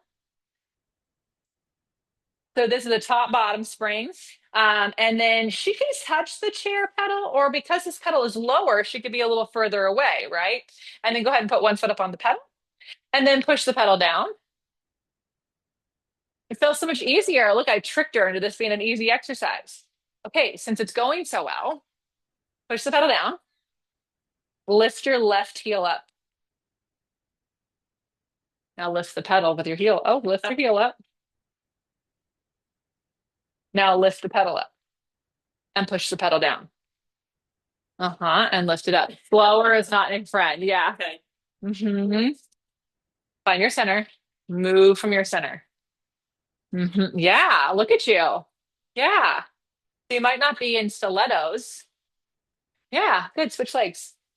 So if they're doing it really well, you can challenge them. Now, why would I challenge her to be on the ball of her foot?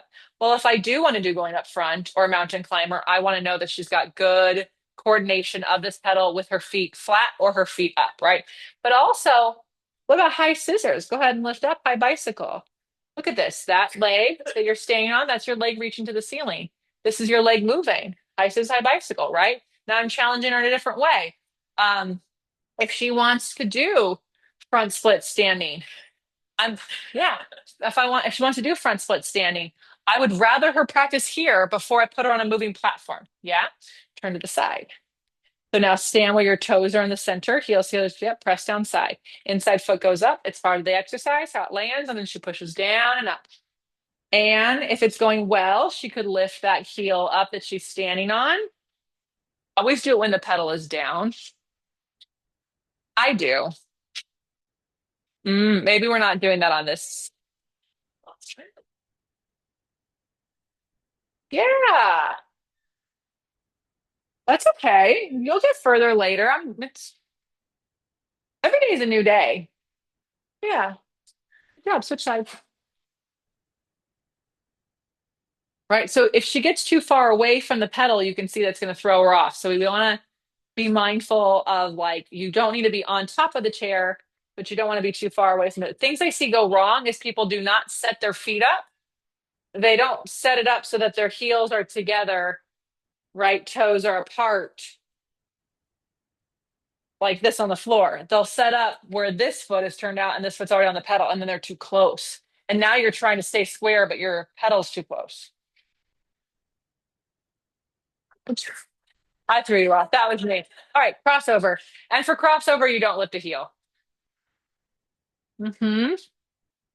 So this pedal is lower, so she might be able to be closer, right? And I have to go back as far. And then she can keep her pace. Breathe.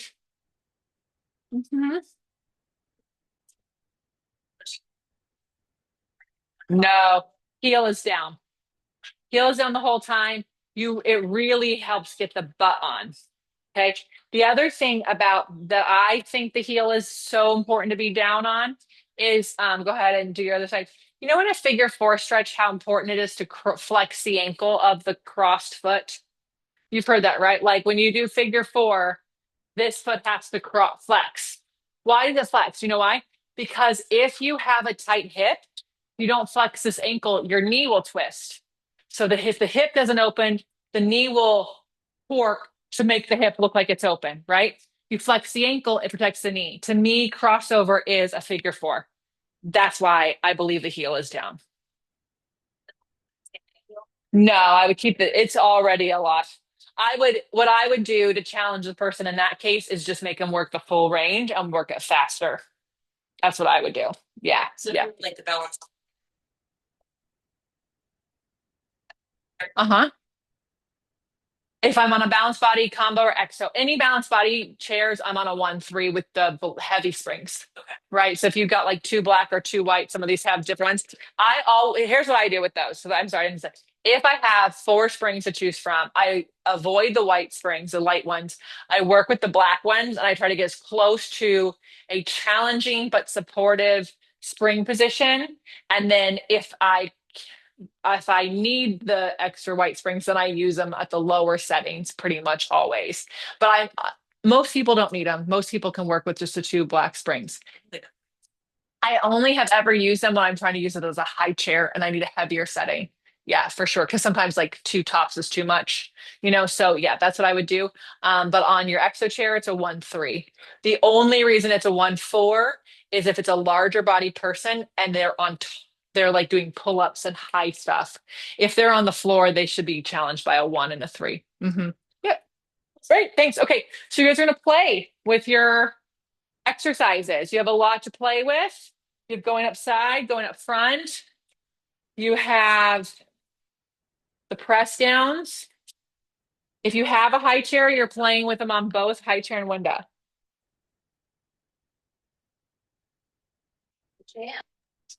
Shoot. Oh, Question. hands are on the hips or behind your head, or they could be up to the sky. They could be out to this, whatever connects them to the back. Sorry, someone had a question. You have arrow? Should we start with the press downs to sort of warm it up and then switch over Yeah, to the going up? Okay. absolutely can.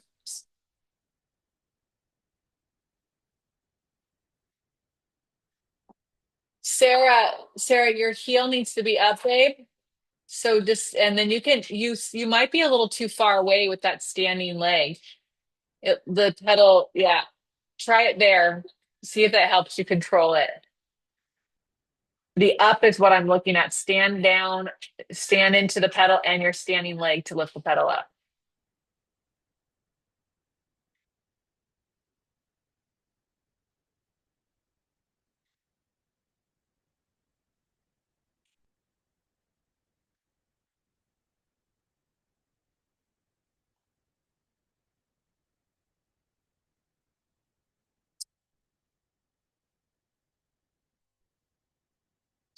Yeah, yeah. It's so that wood, it comes out pretty far. That against the edge is pretty good. Yeah. On the high chair, I don't usually raise the heel just because that pedal is so heavy. Um, and also like you have the handles, so you're like working on stability. So I like to do it when there's no handles. Yeah.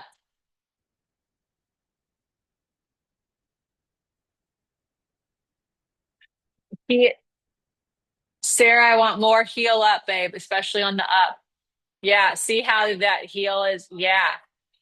It's instead of thinking the pedal is going up and down, Sarah, you might want to think the pedal is going back and forth, back and forth.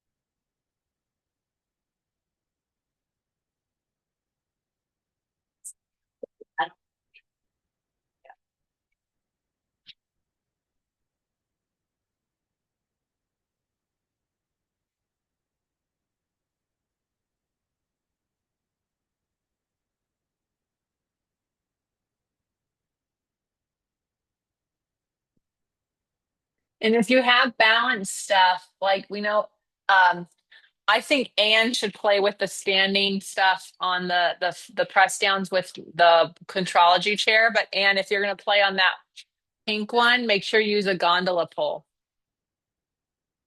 Yeah.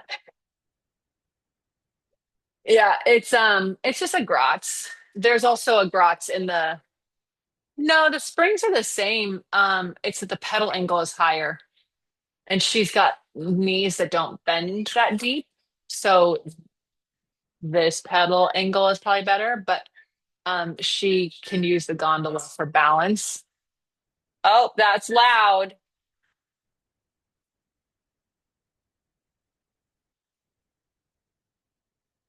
Melissa, heel down.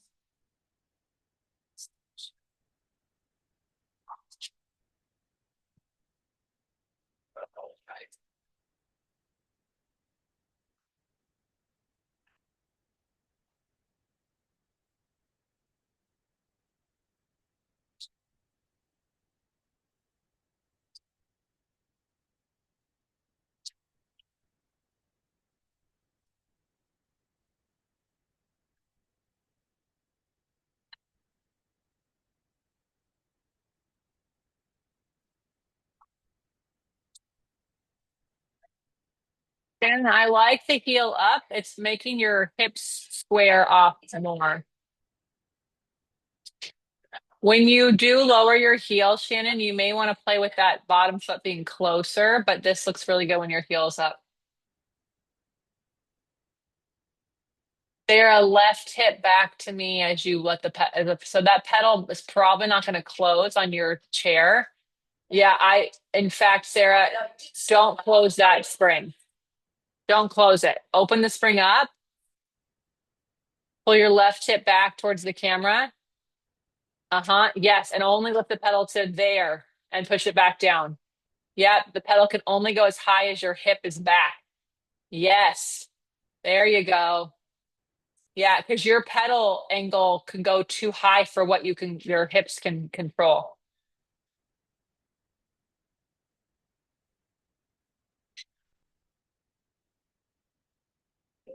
Um,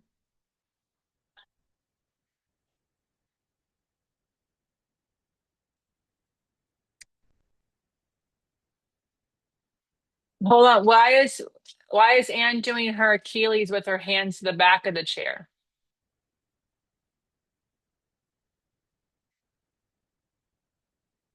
I can't hear you actually, but I see that you're talking to me. You want to talk to me in here?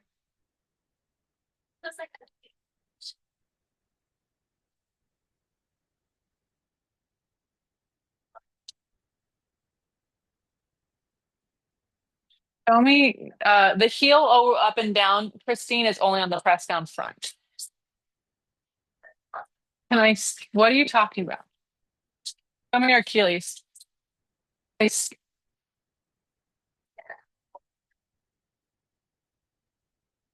mhm.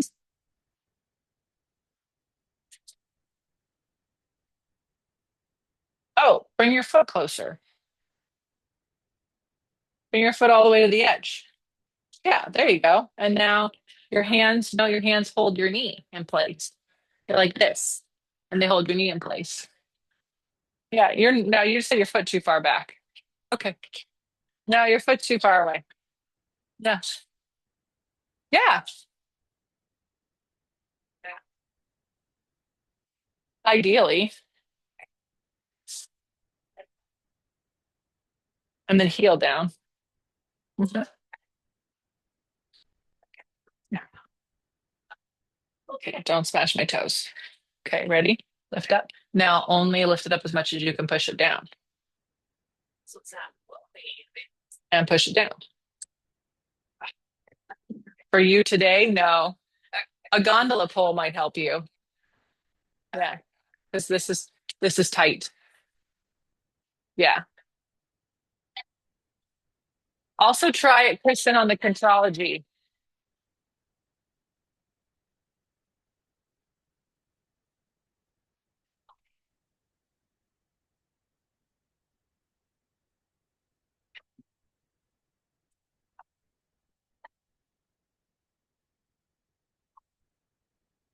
And then are your heels down? Or is your heel down on that crossover?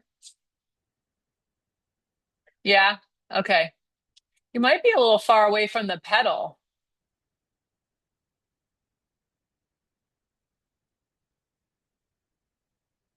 I can't really see your feet, but thanks. Yeah, that's good.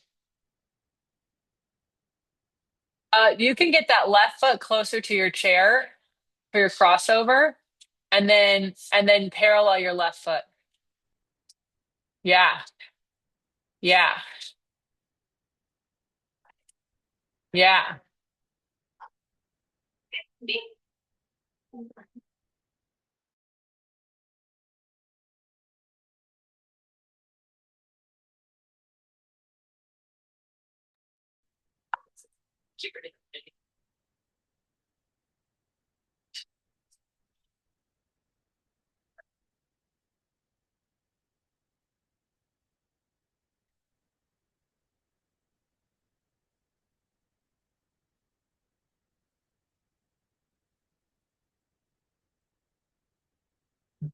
There's not a contrology one. Yeah, yeah. We'll just wait.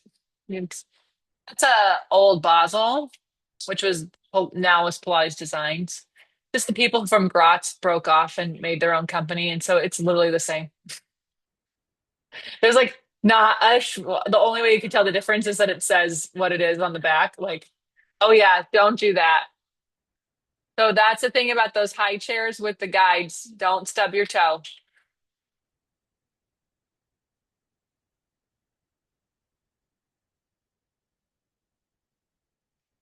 Questions, ahas, wonders. And I want you to play with the press downs with this pedal. See how it's low? I think that's better. We might have done it yesterday, but yeah, okay. Yeah. Oh yeah. This is see the pedal angle?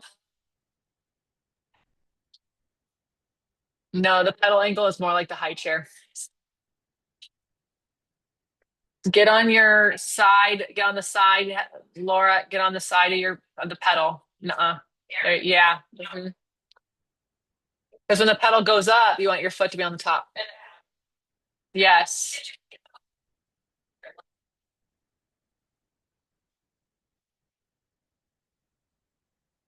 Uh-huh.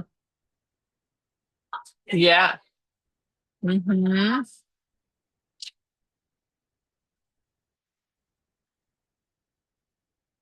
All right.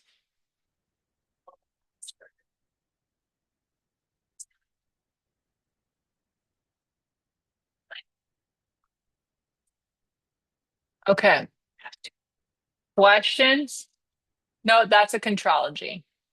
Yeah, just think, for the record, I am a demo center for contrology. So if it exists in contrology, I have to have it in contrology. So the only things in this house, in the studio that are not contrology, is the high chair at this point, the purple ladder barrel, and then the chairs that are not in this room. This is handmade for me. That's how we kept it. Um, yeah. Achilles, would you work the weak, strong week? Yeah, Shannon, absolutely. What about a shaky leg? Shaky legs to me are could be a couple of things. You're tired, or dehydrated, right? Um, or low electrolytes. So to me, if a leg shakes, I don't worry so much as long as it doesn't affect their balance. However, if it was the weak leg and I'm going weak strong, I might consider skipping the week if their leg is shaking. Like I might just go, not today, right? Because I was like the other day I was working out and I was doing some stuff and like on the fourth round, my leg started to be shaking and I was like, oh, I what did I eat today? Oh, I did not have enough calories for this thing that I'm doing. So shaking legs to me, if they're happening one exercise, I'm not so worried. If they're happening often, I am often asking clients, like, what is your fueling practice before you come here? Right? Because some people are not, they don't want to eat 2 hours before, so they don't eat enough and not eating enough, right? So it could be that, or we just tax the muscles. Like, for example, if we do press down front, going up front, then mountain climbers and going down the mountain, like their legs are going to be fucking shaking no matter what they did, and that's okay, right? Yeah. What about crossover? Did you ever do it the high heel on the pedal? No, crossover if is a heel down the pedal, and it's and Shannon, I to me it's that way because it actually protects the knee because it flexes the ankle and keeps the twist happening at the hip and not at the knee joint. So if someone can't do that flexibility wise, I just don't do this exercise. We do more press down sides and work on opening their inner groin that way. And then honestly, I would be doing hip stretches with them at the end of their sessions until I can get their heel down. Yeah. Yeah. Good questions. Okay. And then shaking like when lifting the pedal. Um, Often they're taxed. I'd make sure that the spring setting is the right setting. Like if it's happening on the one to chair and the pedal's coming up and their leg is shaking, making sure that like am I is the it is a right supported spring. But it could be because that's when you're losing the support of the spring, the leg might shake. But it's typically like low electrolytes or we've hit the max of that muscle. And so what I often do with clients like that is I might break up any more leg exercises and do some long back arms, some swan, just like the legs are still working, but they're not the main show, and then come back to it. Yeah. I have a peak high chair and a peak window chair on the top and bottom on the high feels easier on the window. Um, peak has uh peak has two hooks, if I recall, on their pedals. And when it's a high chair, you use a specific hook. And when it's a window chair, you use a different hook. And the top bottom on the window should feel easier than a high chair on purpose. It should feel lighter. I'm sorry, on a window chair, the top bottom should feel lighter and easier. Um, you're saying it feels easier and that this it's not as like the high chair is harder to do than the window chair is. Yeah, so I probably would change your spring setting to like a middle bottom then for you because the window chair should be harder than the high chair. But but you may want to make sure that you're using the right hook setting when you're using the high chair. Yeah. And then when you're using the window chair. Yeah. That's not and also by the way, they have changed their equipment. So it could have changed since I worked on it. So um they yeah, okay, it should have two hooks on the pedal. Yes. So I don't know which one of them is, but one of them is high chair and one is window chair. So make sure your window chair is using the window chair hook and your high chair is in the high chair hook and then play with that. Yeah. Yeah, the progression from push downs to going up still feels like a leap more than a step. What progressions can we do on other equipment to build the necessary strength to going up front and going to? Oh, so Vero, do you mean like just stepping up on top of the chair feels crazy, or going from press downs to going up front feels crazy? Just that. Yeah, if Just I just were, the power that's needed to be mm-hmm, able to like, especially going up. I mean, going up front is already hard, but going up side on top of it because you're like tapping into that rotation in mm-hmm, the hips. Like mm-hmm, I can do like three, four, maybe with help, with with like balance support from the bar or the mm-hmm. handle. Yeah, a Like, gondola pull or the pulls. Yeah. is there I anything mean, else like in between that you would say this is a good no, one? but that was so mean. No.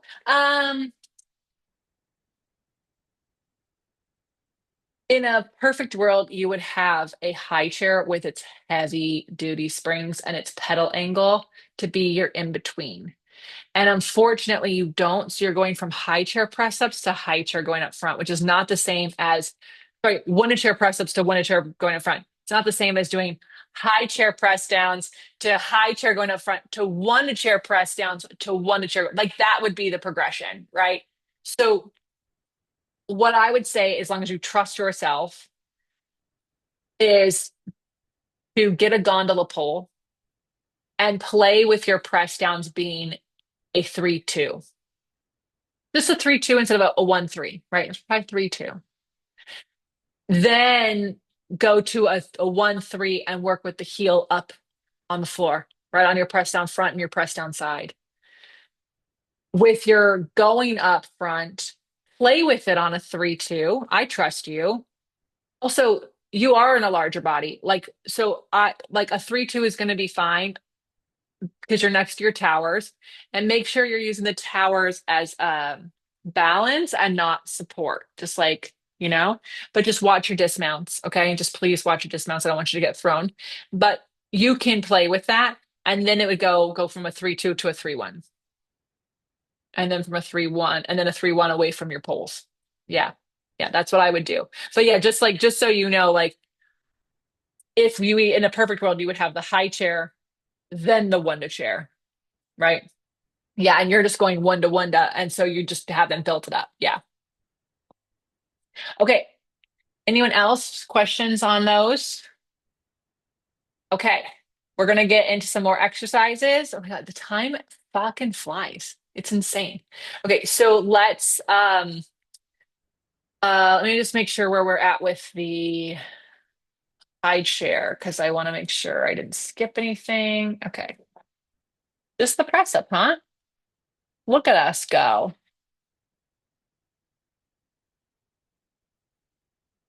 Okay, let's do the press ups. Okay. Um, all right, Sandra, if I can Biceps get and my, tendon stretch, I think. oh yes, we did the tendon stretch is the Achilles stretch. I did that one. So just the press ups. Okay. Okay. All right. Spotlight my pretty wall, please. Okay, Miss Amy, come on over. Okay. So, um, if you can only have one chair in the whole entire world, get a window chair because you can put a box against a wall and get that lower back thing, right? Like we can, if we're safe, play with heavier springs. There's a lot we can do. I've shown you all the things. However, there are two exercises on here you can't do on the window chair. Now, I'm gonna call out as she does them things that you can do on the Cadillac because you can mimic some of these things in a lot of places. So hands on here and then feet on the pedal. Push the pedal down, toes at the very, very back edge, heels together. Okay. So with your heels together, hip points up, go ahead and press yourself up. All right. And bend and straighten your elbows. Okay, so we do long back arms, we do dips on chair, we do dips on the reformer. Like we're just doing dips. Oh, let's give you guys more of an angle. Keep going, Amy. Don't kill yourself, but just keep going. Just keep going. Okay, there you go. Hold it at the top. Okay, so now, Amy, you're going to pull your hip points up, and then beat your legs open, close without swinging back and forth. Lift your chest up. Put your feet down. We're gonna do that again. Take a second. Just let the spring help you up. Okay. So you're kind of swanning from your lower back, and I want you to swan from your upper back, right? So it's gonna feel like this is tucking and this is lifting. Take your feet off. And then beep, beep, beep. Lift your hip points, lift your hip. Yes, there you go. That's stronger. Feet down. All right, come down with it. Control. Everyone likes to slam down. So where do we do beats like that? So many places. So many places. So it's not like we can't do that. Where does she do a swan like that? Spread eagle on the reform, like on the Cadillac. So you can still get all of that in a lot of places, right? Turn around, stay on the pedal when you turn around. Hmm. Okay, so now her arms are behind her, feet on the front. My shoulder girls, don't you dare fuck your shoulders up trying this out. So be mindful, listen to your bodies. Okay, lift up. So now long back arms on the Cadillac, yes. Bend and straighten your elbows. So less extension, more tall back. Uh-huh. And then we're going to hold it up there at the top. Reach one leg forward and up. Hello, shoulder roll down. Right, the other leg. Oh, that was so quaddy. Right, there you go. Okay. Now, after you're even, go ahead and close the spring and take both feet off. Oh, at the same time. So bring it down, both feet off. How high can lift your chin? Yeah. Okay. Yes. Open, close. Open, close. Woo. Okay. Keep them low. Your butt went all the way through. Yeah. Yeah, it's a cheat. So what I would say is don't worry about how high they go because your chest isn't open. Lift your chest. There you go. Now beat your legs where they are. Tuck the tail under for you a little bit. There you go. Lift your chest. Lift your chest. And then double straight leg stretch your legs down. And then come down. Okay. And turn to face the chair. Oh, hold on. Do the fun stretch. Everyone wants to know about the stretch. Everyone wants to know. So do the stretch. When people do the stretch, I do counterbalance the chair. Yeah. All right. And it's not a Joe thing. So no. But everyone likes it and it feels really good. You earned it, right? Good. Okay. So to Sarah's question earlier, do transitions matter? They do. How I transition up here to get my feet off is part of the exercise. So I've got to, right? I'm really tall. I have to lift up as much as possible. So some of you are short, it's a little easier, but you want to get that spring. I cannot slam closed. When I come over here and I do this one, I like I was talking to my teacher, I'm like, maybe I could flex and let my feet slide, right? And then I got to come down and I can catch the pedal, right? Or I could be here and I could do a little frog and then a reach and a lift, right? But you want to make that part of the transition. All right. Always face the chair to dismount. Do not let me see you let anyone ever dismount like this. I promise you, they will fuck themselves up. You will fuck it up. So always dismount facing. Okay. You saw me going up and down on these chairs, but they're like because you can. But on this, you face it. Okay. Cool. Cool. All right. So that's our high chair. So I'll have you guys practice that in a second. Let's come over to the one chair. Christine, come on over. So we're going to do some pull-ups, both of them, and a single leg pull-up and a side pull-up. Okay, so all right, step to the chair, heels to toes apart, and put your hands back here. My exo chair people, some of you called them bunny ears earlier today. The corner here. I want your hands as wide as the chair on those bunny ears always, okay? And then You make fists like you are gripping it. Your fingertips can like literally push in, straight wrists. And then she rounds to lift the pedal. Push down into your legs, lift, keep your head more between your arms. Okay. And then push the pedal down. Hmm. And then I'm going to stand here and you get to put your shoulders over your arms and not, she's bending. Oh my gosh. Hello. Why is all the weight on your arms? Half the body weight is on your legs. Oh, you're flat now. Okay. Push, straight arms. Uh-huh. Head between your arms. Yeah. And then push. So she can close the spring as long as she's not past her wrists. Okay. Her shoulders have to stay over her wrists and her arms can go between, like Jay would go, put your head like it's pouring down a glass of water. Yeah. And then take one foot off and it doesn't go very high. It just goes off. Yep. Hip stays square. So we lost this hip. Yeah. Mm-hmm. And lower. We're losing your round. Uh-huh. Ooh, this is your kryptonite. Switch your legs. Two legs is good. One leg, we're losing it. Yeah. Uh-huh. Relax those toes. They're working way hard. Relax your toes. Uh-huh. Yeah. Round. Good. Okay. Stay on the chair. We'll turn to one side. We'll do your side pull-ups. So with the single leg, she could have even just like taken the foot off and let the heels squeeze together, but the foot is off. Okay. Just like your single leg tower. So now hands are like that. Shoulders are squared off to the wrist. This inside foot heel is flat and this leg is in snake. And she's going to lift her center up. Straight arms. Yep. And she pushes with this pedal leg. When you come down, I want this to stay up. So lift this up to push the pedal down. There you go. Lift this up to lift the pedal. Now lift this up to push the pedal down. You feel that? Okay, now take this leg out to the side, lift it up, and go down and up. Oh, we're moving, losing your arm straight. Oh, we're losing this shape. Single legs are a kryptonite for Christine. And come down. Yeah. Oh, stay on the pedal. Turn around to this side.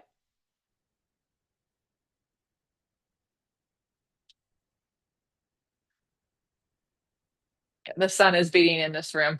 All right, lift this up. So when the pedal goes down, the ribs don't go with it. The ribs have to go up. Okay, that's the same as for pull-ups. This has to go up. And we're losing this side a little bit. So push into your pedal leg more when you come up. Push down. Yep, drop your head. And then take your leg out to the side and lift. And that leg is lifting up as she lowers the pedal. Yeah. And so not so much that she torques her hips, but just so that she's not just like falling down, right? That leg is not just like hanging out there. Good. Turn to face the chair, step to the floor, hands stay on the chair until she lifts that pedal off. Okay. Fun. All right. So let's, Kristen, come on up. Let's do your tendon stretch. So have a seat. Arches on the pedal. So before people do tendon stretch on the reformer, they would have done it on the window chair. You would teach them on the window chair because you would be like, wow, their elephant is so good. Oh, they've done pull-ups on the window chair and it's so good. Their up stretch is so good. We should be able to do tendon stretch. And we have time because we finished our reformer order. We're like, okay, the extra minute. So let's do some tendon stretch and learn it here. So arches of your feet on the pedal. Lots of people like to do this on toes. Let me be very specific. It is arches of your feet. It is bird on the perch. Why? Tendon stretch on the reformer is on your arches. Hands go on the front of the chair. Now drop your head and lift your butt. Hold the pedal down. Okay. So Kristen's going to drop her head. So here's the deal. The body can touch the chair. There's all these people like the body can't touch the chair. Wherever the legs land is where the legs are. Like it's the shape of her body. But she doesn't get to lean back to lift the pedal. Okay. So she can't lean more into the chair. So whatever you're touching can touch, but no more. Okay. Now drop your head, push down through your legs and down through your arms and up through your waist. Push, push, push, push, push. You got it. That's it, Kristen. Yes. Okay. Hold it. You're locking this elbow out. So I want straight arms, but not locked. Ready? Pull this chair wide. Yes. Now, oh my gosh. Okay. You're doing great. I want straighter legs now. Straighter legs. Straight legs, straight arms. Straight legs, straight arms. That's it, Kristen. Do it again. Push, push. Woo. Okay, good. Can you do another set of three without stopping? Sure.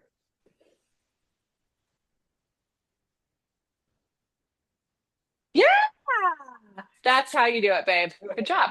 Okay, someone isn't muted. If I can get someone to mute themselves if they're giggling, it's a cute giggle, but it's in my ears.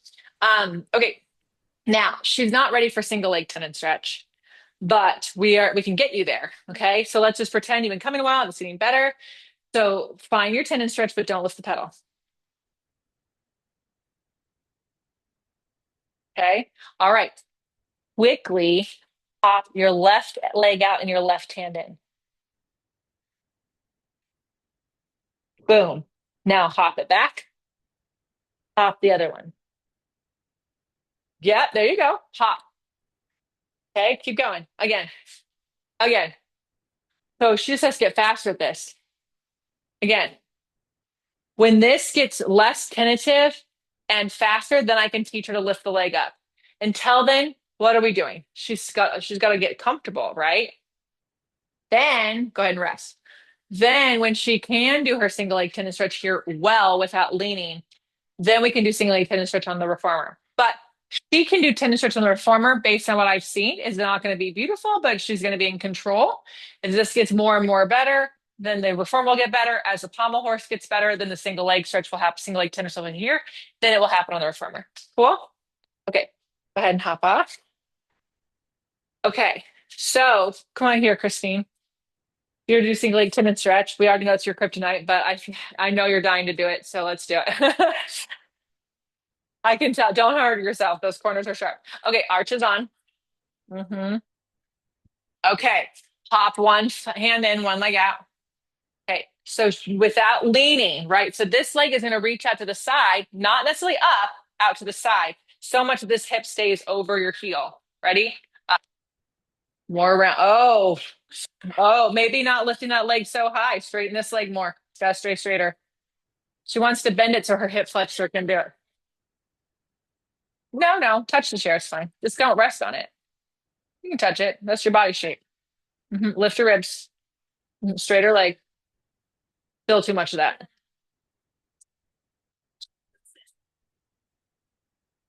Yeah. No, no, no. Stay on your arch. You're just gonna hit it. Just hit it. It's not gonna, you're not gonna ruin it. You gotta get it out of that quad. hmm Yeah. Don't worry. Hit the chair. Nope. Hit the chair. Hit it. It hurts. Yeah. Yeah, I know. Well, rest. You are doing something that you don't want to do. You're leaning back. You want to go up.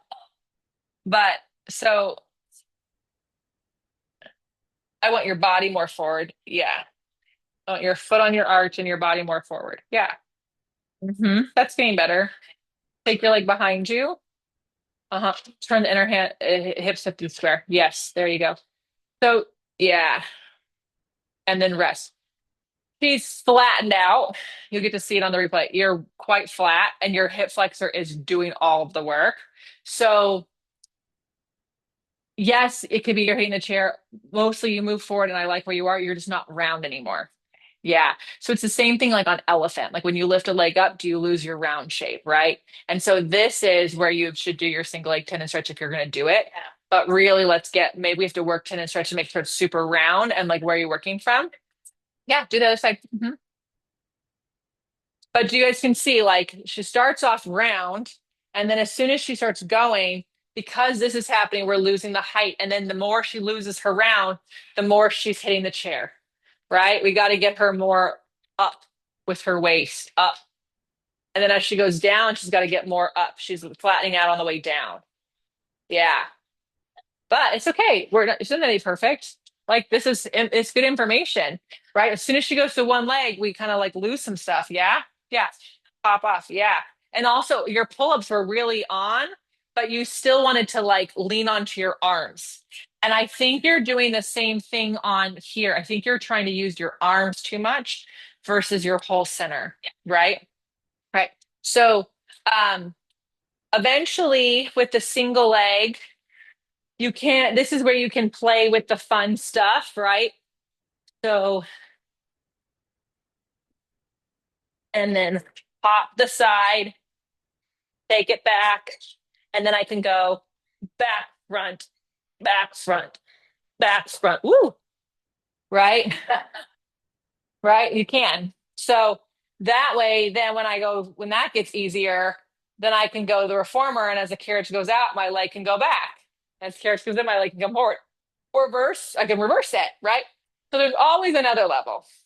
But when you're doing your pull-ups, your tendon stretch, your side pull-ups, the thing that people need to realize is if you take the weight into the arms to lift the pedal, it's not going to be great. You've got to keep my legs are moving the pedal. My arms are the kickstand that I can go through, right?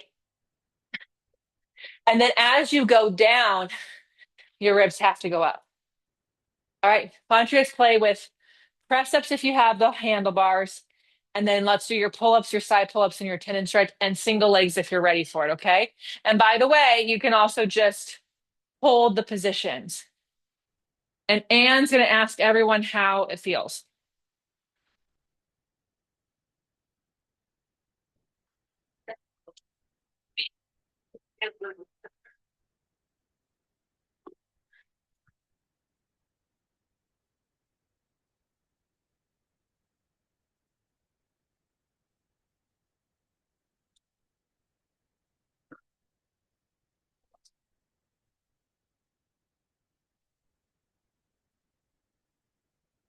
My tricep peeps, make sure your legs are reaching down and you're not going forward and back, you're going up and down. Sarah, I like this pull-up prep. It's a tendon stretch. I really like it, but you've got to round your back more. Not your upper back. A little less upper, more lower. Yeah, lift your stomach. Good. Now get your shoulders over your wrists more. Uh-huh. And then when you lift your heels, do it from your stomach, not your heels. Lift your stomach so much your heels lift. Yeah, when you lower your heels, this is where you're losing your center. You're flattening out. Lift your stomach to lower your heels. Sort of, Sarah, you're now past your wrists again. So shoulders over your wrists. Yes. So you can lift and lower your heels, but your shoulders have to stay over the wrists. So your spine has to stretch up and your spine has to stretch long.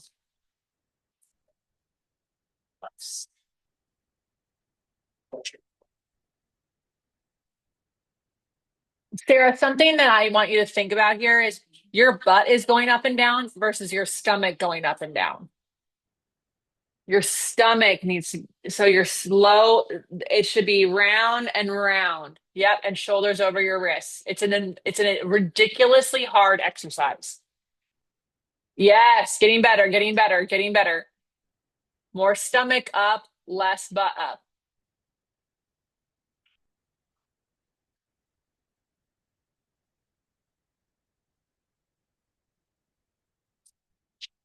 And then here, Sarah, your head has to go through your arms. Yep. And now hold it. When your pedal goes down, your stomach has to go up. Yeah. And then then you lift your stomach to lift the pedal. And now you leave your stomach on the ceiling. Yes. So your tailbone cannot be the highest thing on your body. It has to be your stomach.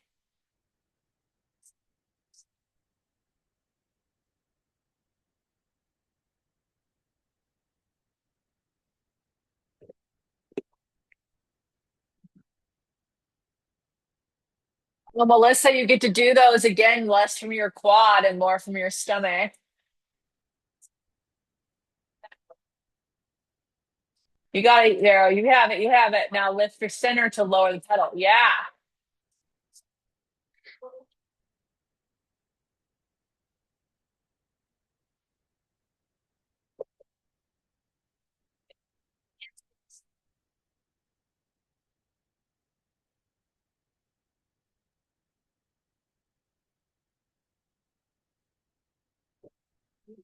Ribs up, Amy.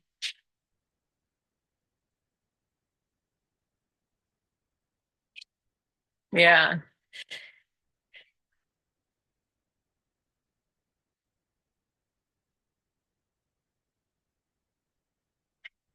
Yep. There you go. That's it, Melissa. Lift your chest. Now lower your legs with control. Oh, that has to hurt. They just fell. They just like hit the chair. Yes.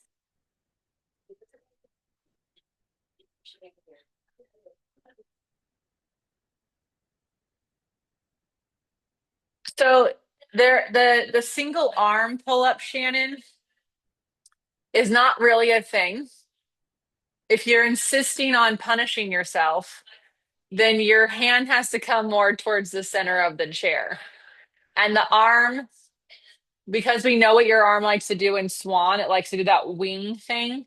Your arm, I would actually reach it out forward like elephant, like just forward. Yeah, just reach it out. Yeah. Hmm. But you're losing your heels. So in my opinion, it's annoyingly frustrating and unnecessary. And you can do single arm, you can do a single arm elephant if you really want to. But single arm pull-ups is something like I didn't ever see Jade give it to anybody, but I have seen it. And Melissa, check out where your hands are. Can you get your wrist straighter?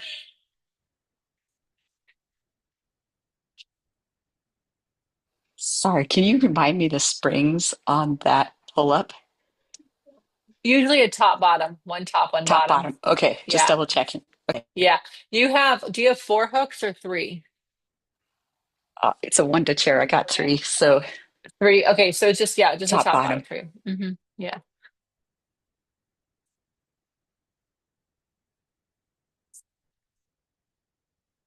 It could even for you, Melissa, be a middle bottom, right? Depend because you are small on the smaller side.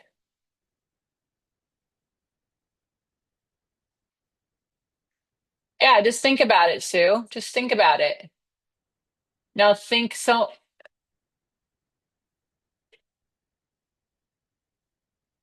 yeah, I really like the shape of your spine there, Sue.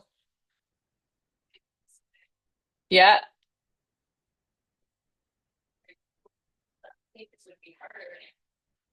Sue, come over on the blue chair and do the pull-ups in here. Sue, come over here and do your tendon stretch in here.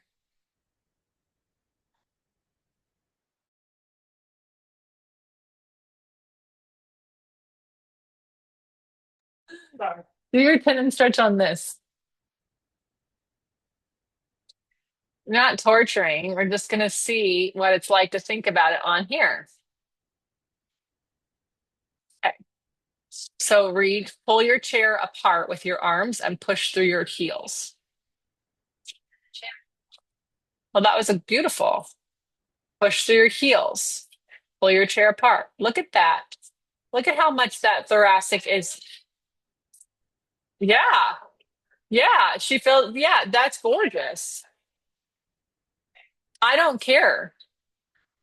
Head down, Melissa. Your head, everyone, is always hanging off of your back. Your neck extensors are not working at all. Your neck flexors aren't working at all. Your head is literally just like dangling, dangling. Do me a favor, put it on two bottoms. I just think that you're riding your springs over there. Amy, you lost your ribs. Stand and get your heels together.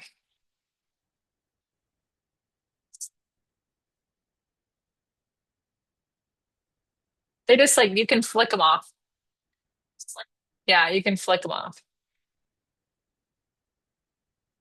And then do more down and out than up, like down and out, down and out. Oh, you're still leaning over your arms too much. Yeah. All right, now leave your ribs up and push your butt down. There. Yeah. There, Shannon. That looks really nice. Laura's gonna give me more lower back. I know what your upper back can do. It is her sticky spot, but look at that. Yeah, Amy, to make her work for that.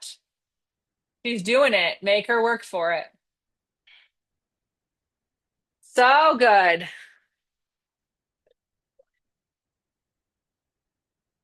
And with the single leg, guys, yeah, I love that Melissa's doing the pommel horse. Like, do the pommel horse. Get faster at the pommel horse. Get more comfortable.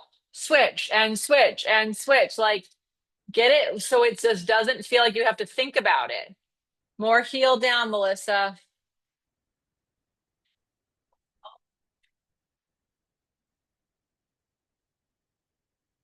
Mhm. Open up the hip a little bit. Oh, hey, Sue. Open up. Put your knee on the board. Yes, stay open this way. Yes, stay squared to this wall. Yeah.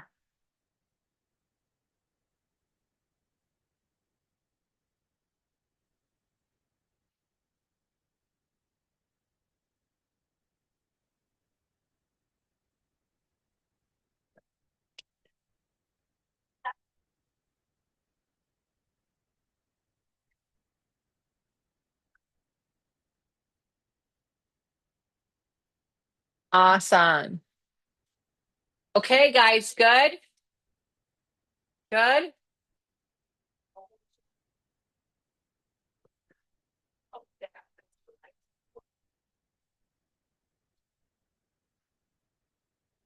When the pedal is closed, you can't really be short unless you're cheating, right? Like when the angle is really close to the top of the chair, you are now in a pike and you're leaning forward. Yeah. Yeah. Good. Okay, guys, I'm gonna bring it back in, bring it back together. Um, okay. Sandra, give me my pretty wall. Carrie, do you want to do table? Not really? Okay.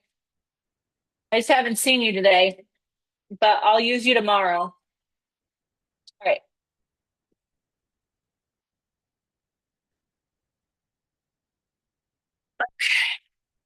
Come on up, Amy. Hands on the back. Pose on. All right. Curl your tailbone under and lift your pelvis up. So we're back on that top bottom spring, right? And we want to make sure she's not leaning past her wrist. And then the pelvis can be as high as she can keep her like tailbone reaching that way. Yeah. And then she pumps the pedal up and up and up. It's not about the down, up and up and up. All right. Then rest. So I'm going to have you give your elbows a little bit more width. Mm-hmm. So, and you're going to come back up going more forward. I know, more forward, more forward. Okay, kick this leg out. So for a single leg table, the leg just follow, not so high, follows the thigh. See where this thigh is? It follows that thigh. Yeah. And then, yeah, exactly. Put it back down. Switch. So you just want, if it's at an angle, you just want to go at the angle. Uh-huh. Oh, we lost your pelvis. And then rest. That was so mean. That was so mean, right? Yeah. Yeah. It's all about that. Everyone's to push down. So you can use the seam of pants, right? If the seam is pointing down, they've lost it. The seam should be parallel to the floor. Okay. At worst, it's working like towards curling up. Okay. But it's never like down. Got it? And then the leg doesn't get to go, oh, I'm turned out like this. I'm going to go forward. It's like here. You know the Michael, what was who were the Irish dancers? And like they were like still from the waist up, but their legs and things. It's like those people, right? That's what it is. Okay. All right. Kristen, come here. Let's do some frog facing act. All right, have a seat. It's like tendon stretch, but toes on the pedal, heels together. Uh-huh. All right, now sit down on the floor. Yep. Okay. So I don't want you to rest on your heels. Okay. So find a spot between high and low where you feel like you're like in your butt. Okay. Now straighten your arms and bring the pedal with you. Oh no. Gotta lift the pedal with you. There you go. Okay. Don't. Okay. Now bend your elbows 3 times. Open the chest 3 times. Okay. Hold it. Pump the pedal 3 times. From the back of your legs. Hold it. Bend your elbows 3 times. Uh-huh. And then hold it up and then pump the pedal 3 times. Uh-huh. One more set. Bend the elbows 3 times. Mm-hmm. And then pump the pedal 3 times. And then have the seat on top. Yeah? Where did you feel the leg pumps? Great. She felt them in her butt. Those leg pumps are really great for getting people ready for high progs, right? Right? Or semicircle. Uh, Lots of good stuff. Yeah? Okay, cool. Thanks. Hop off. Frog facing, and I'm going to do really quick. You guys can play with it because it's just one of those ones that it's kind of a disaster before it's until it's not. So the way on for it is hands here. Get those heels to the other knees apart. Bend and straighten. Oh my God. It never gets better. Whoa. Okay. 3 sets of this. Yes, my legs are touching the chair. And then 3 of these horrific hip openers. Jesus Christ. If you want a better crab, you have to do it. Like it's indescribable. You will know if you're doing this right or not. If you do not feel parts of your pelvis, then you are doing it wrong. Okay, but long back and mount from the top. All right, um, Laura, we haven't seen you in a bit. Yeah. Oh my God. Blame, I offered it to Carrie. Anne just had surgery. You can't let her fall. Okay. All right. So let's give you some sticks. Okay. Come on up. So let's pretend you're brand new. Okay. Hands on the chair, 1 foot on the pedal, 1 foot on top of the chair. Mm-hmm. Okay. So you're on a tightrope. This foot is a little, just a teeny bit turned out. This foot's parallel. And then your hands can be spider fingers on top. And then this thigh is parallel to the floor. And depending on her belly abundance, her stomach might be touching her thigh.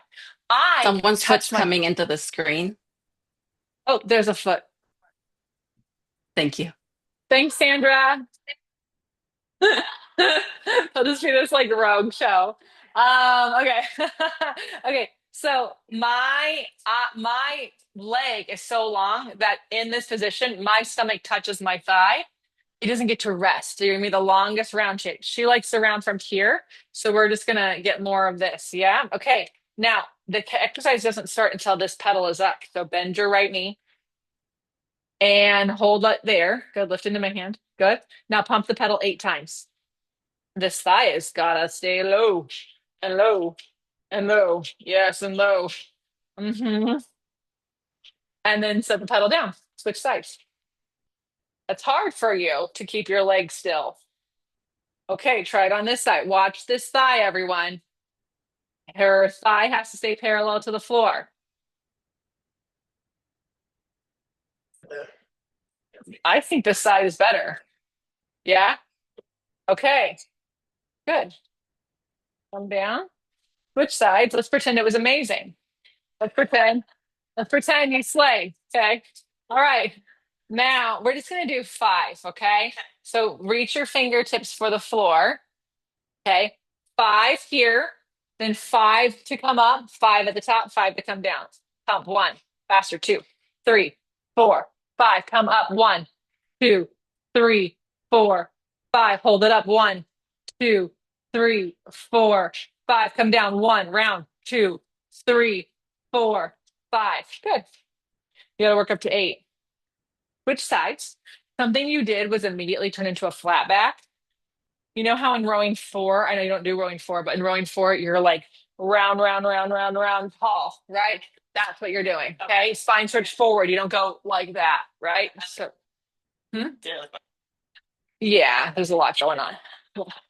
Uh, yeah. Okay. Back is good. Okay.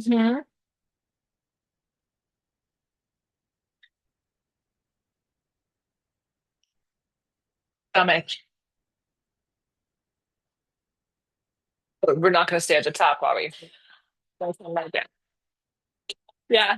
Yeah. Okay. So come down, come down, come down. So ready? So we're gonna play with this because she keeps flattening out here to lift up. So use your knee to kick your stomach into my hand. Now keep kicking to my hand as you lift up. Keep kicking to my hand. Keep kicking to my hand. Keep kicking to my hand. Keep kicking to my hand. Stomach, stomach. Now kick into my hand after you're done. Kick into my hand. Kick, kick in my hand. Kick in my hand. There we go. That's getting better. Okay. It's why I got picky on Shannon's neck pull. If you guys come up from round like this, you're teaching yourself to come up like that. We got to come up like that. Okay. Cool. Okay. Thanks. Okay. So real quick, your mountain climber ideally is 8, 8, 8. It's 32. Okay. That's the goal. It is this like thing. And then like in an ideal world, you're working up and you're not doing it right away, but you're working up to doing, you can do a little press down front to a going up front, right? To your mountain climbers. This thigh has to stay parallel. And you come, watch, I'm still round until I'm tall. Okay. And then you're round and round and round and round and round and round and round. Yeah.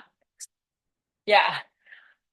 And many times how to do that at Jay's studio. People are like, can I get some help? I need some help with mountain climber. Oh, I don't want to do it. She should do it. Okay, yes, the one with the longest femur should do it. Okay, so then there's going down the mountain front. I like to get it from the top. Some people like to do it from here. I think they're nuts because I think those people also like to do it with their heel up because they can't get their heel down. Because I can get my heel down and that is the goal, then I start from the top and you come down. And I know you guys can't see the top part, but my arms are layered.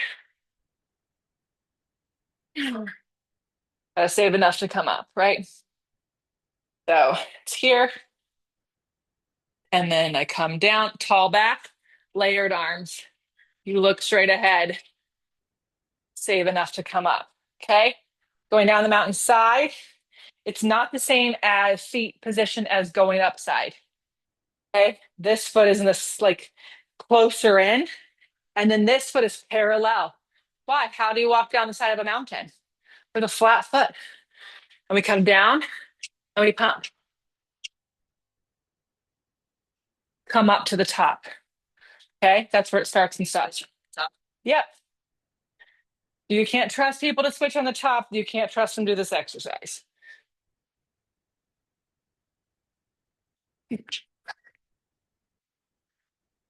Cool. Okay. Your turns. Have fun. There's a question from Carrie. How do we Okay. get out of how do we get out of the quads in pull-ups? Carrie, are you feeling it in your quads and pull-ups? You are. Um, can I see you do your pull-ups in here? And it's like, can I see you do it on here? Because I don't know the quads. The quads are working, but so are the inner thighs, so are the outer hips, so is everything. So like, but it tells me like you're probably more like Christine, which is that you're using them to lift you up. And it might be your tight back. Yeah. So we gotta get that look at your seam of your pants the whole time. See how it's going down and up? Your legs need to move independent of your pelvis. Melissa, you look like a W. Get your tailbone under. No, Melissa, it's not yoga. Look at your pubic bone. Look at your pubic bone. Yep. Shannon, look at your pubic bone. Make sure it's up. It looks a little down.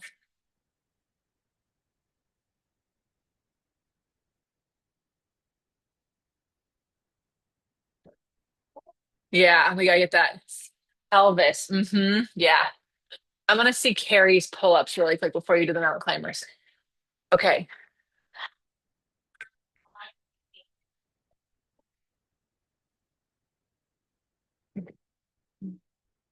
So shoulders over your wrists and get your feet more on the back edge of my pedal. Yeah. And then shoulders over your wrists. You're not there. There you go. Now lift. Pushing. Yep. Pull the chair apart, Carrie. Drop your head more. Drop your head. Yep. And then, uh-huh. Are you feeling that in your quads? Okay, good. So your elbows are a little locked. Can you get the eyes of your elbows to face each other? And now pull the chair apart like it's a bar. Oh, still eyes and elbows face each other and pull the chair apart. Yes. Uh-huh. And now round your back, head down, head down. You're doing great. You're doing great. You're doing great. So this has to stay in my hand. Pull up into my hand, pull up into my hand. Yes. Push down through the legs and up into my hand. Mm-hmm. Okay. Yep. Round. Don't worry about lifting the pedal, but pull up into my hand to push down into your legs. Yes. Yes. That is so good. That was really, really amazing. So I think you're using your quads to lift the pedal. Take your feet to the floor for a second, 1 foot at a time. We're going to give you the tiniest bit just so you can, careful because it's elevated. Hands here. Really make like a pinch with your fingertips. Yep. And pull. Yeah. Okay. Look at this. This is stunning. Okay. Heels together, toes at that back edge. All right. Push into your toes and lift into my hand. Yes. Push into your toes and lift in my hand. Yes. You got it. Keep going. Push. Push into your toes and lift in my up. Yes. Huh? Lift your stomach up. Yes. Woo! Where do you feel it? Yeah. Yeah. You're so close. I think now we have to trust. Okay. You have to trust that reaching down. See these knees that want to lock out? Okay. So, and I'm going to tell you to soften and squeeze. Squeeze your butt. Yes. Now push through the legs and lift your low belly. Yes. Yes. Up with the stomach, down with the legs. Yes. And again, up with the stomach, down with the legs. Yes. Woo. Okay. That's so good. Okay. Put 1 foot to the floor. Lift the pedal up. Okay. So now I'm going to trust you. We're going to do it just a little tiny bit. You're kind of locking your knees out. So here's the deal. If you bend your knees, this pedal will fly up. Okay. So I don't want you to bend your knees, but I want you to squeeze your outer hips. Okay. All right. Do it again. So we're taking the help away because I'm giving you the extra spring. Okay. All right. Shoulders over your wrists. So your wrists are right over here. Yes. Yes. Lift your center and push through your legs. Lift your center and push through your legs. Yes, you're doing it. Yes, you are. Oh, good. It's so good. So good. All right. Good. Is that a lot? Yeah. Yeah. So I think it's just a matter of it's the tightness in your back that's keeping you. Like, I actually think that we got it as round as it could go, and it might not be able to round more to go up yet. Right? But it's good. What's your tendon stretch look like? No? Let's stay on the spring. Let me see.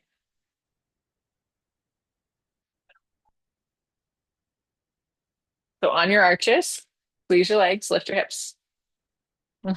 So the elbows and then push into your heels and lift. Yep, one. Push into your heels and lift two. Gorgeous. Push into your heels, lift three. Fuck yeah. So good. Do you feel it? Yeah. Okay, great. It's so much work. So you're so close. You gotta trust your legs. Okay.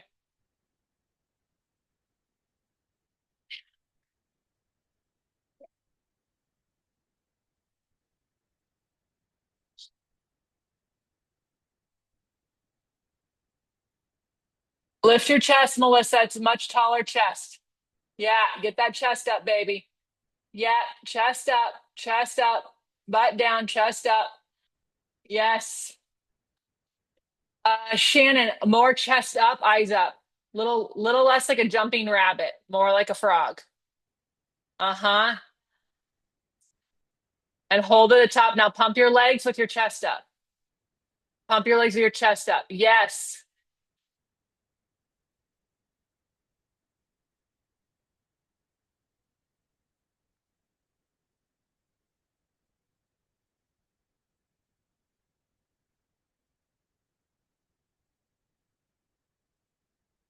Butt down, Sarah. Butt down. Tailbone down. Tummy up. You're arching.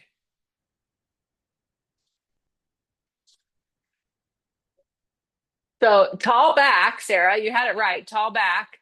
Look up, but your butt was arching up. So you want to get taller. Tailbone down. Yeah.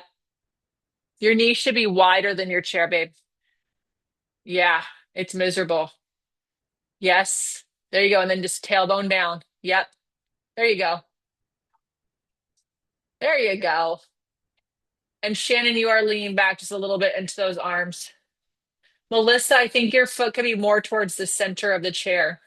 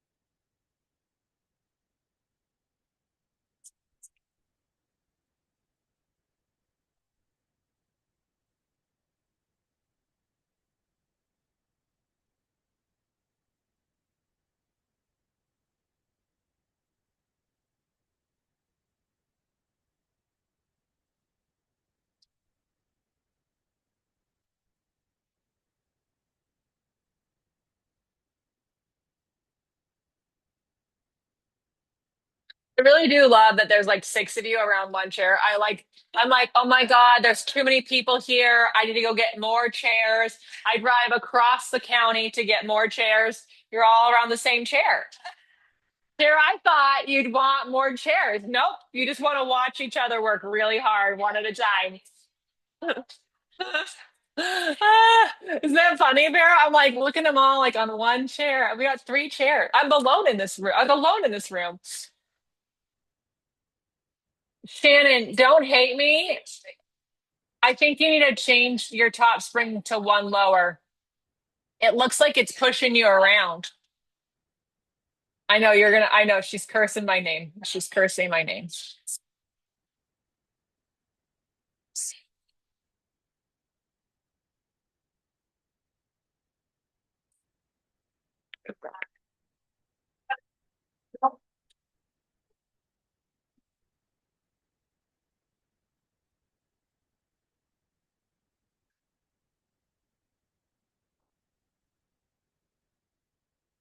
Woo. Good save.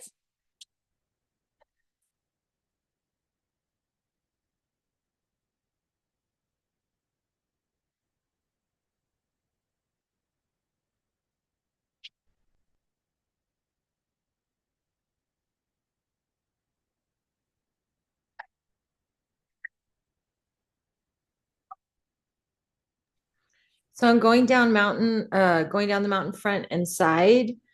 Um, Uh-huh. is it tall back? Okay. Yeah, tall back. Tall back. So Kristen, her ankles can stay on the floor, but it's limiting how low she can get. So in a lot of people's instances, they would lift their heel that's on the chair. I'm not saying it's going to make you feel safer, but you can lift the heel. Now, that being said, you've got to get that heel down at some point and her hips low. So Kristen, really, I would like Personally, I just go, oh, okay, this is where she's at. 2x4 is your fucking homework every day. 2x4, 2x4, 2x4. Because she can't like, and when she can do 2x4 with a lower squat, like I had Sue and Ann do 2x4 yesterday, and neither of them could bend their knees with their heels down. They like couldn't bend their knees with their heels down, right? So going down the mountain front requires open ankles. Eyes up, Amy, eyes up. It's a tall back, tailbone down. Drop your tailbone more. There you go. Yeah. So, anyways, I answer your question, Vero. She should be lower and taller back.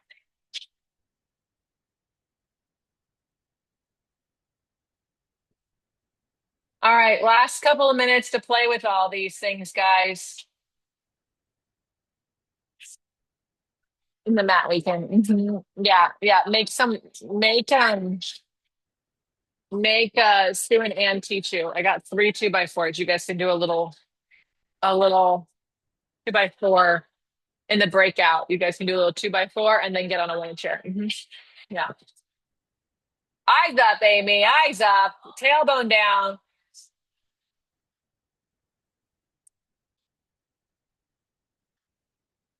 It should be so. Don't you feel like parts of your inside you never felt before?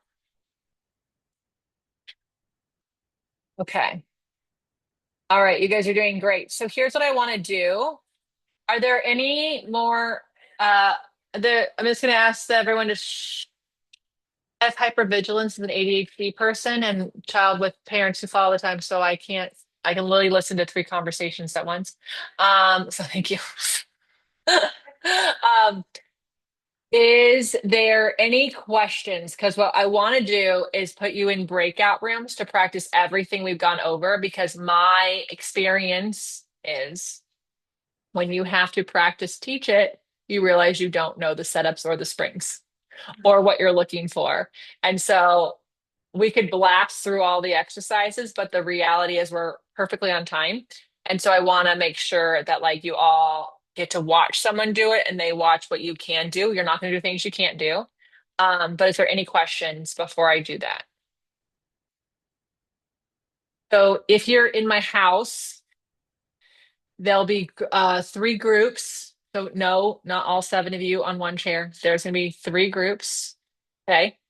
Um, and then we're going to put Vero and Shannon together in a breakout room and Melissa and Sarah in a breakout room. I don't think we missed anyone. If we only have one AM person, Vicky, so we'll move her into one of the virtual breakout rooms to observe. Everyone else is enjoying the summer in Vegas. We're gonna do this. What I'm gonna do is it's just gonna be 20 minutes, okay? And I just want you guys to like go through each exercise. And if you can't do it, the other person does. And if they can't do it, then you guys think about what do you want to know about it? Because you gotta like you can't do it yet, right? I don't care if pedals move, I care if shapes are there. So I would much rather the setup be there than the pedal move. If you listen to me talk to Carrie for 10 minutes about her pull-ups, she did not move the pedal, but she felt the pull-up. Okay. She felt the tendon stretch. So it's really important there. Um, uh, Sandra, I'll do it. Okay. Um, okay. So 20 minutes. I'm gonna pull you back. We'll go over questions. And then based on where we're at, we might do more. Yeah, Vero. Do you want us to teach 10 minutes, practice 10 minutes, or are we going to do a full 20 minutes again and we can just switch We'll then? probably do another 20 minutes again, um but just in case, just because I'm putting you with someone who has a high chair, I would recommend you teach her all the high chair stuff. And then you guys see where you're at time wise, and then she teaches you stuff on your window chair because you have a different window chair than her. So that'll be a good experience for her. That's what I would say. And then when we go back, because when we might go back, what I might do is make you guys like do something else. So yeah, even it Okay. out. Okay, cool. All right. So if you are in my house, you can just go muted, camera off for now. And then if you are on screen, I'm going to put you in a breakout room right now. Okay. This is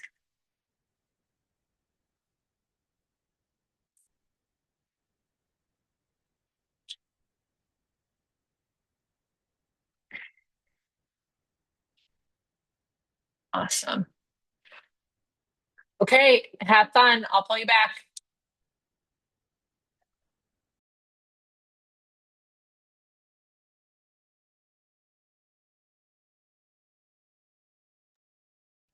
Can you hear me now?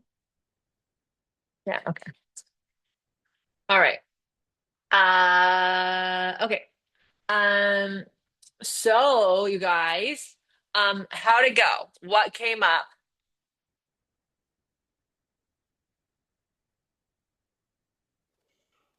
I'll chime in really fast. Actually, Okay. Sarah and I were Melissa and we were just Christine. oh, sorry. No, go, Melissa. No. We were just discussing Sarah and I the going down the mountain, facing front. Um, and we're still trying to kind of grasp some of the elements because it's Yeah. definitely a little unbalanced and um, so yeah, Yeah. I think We I'm want, trying to feel like fill me in on the juiciness yeah. of that one. Can I see you and Sarah do going down the mountain?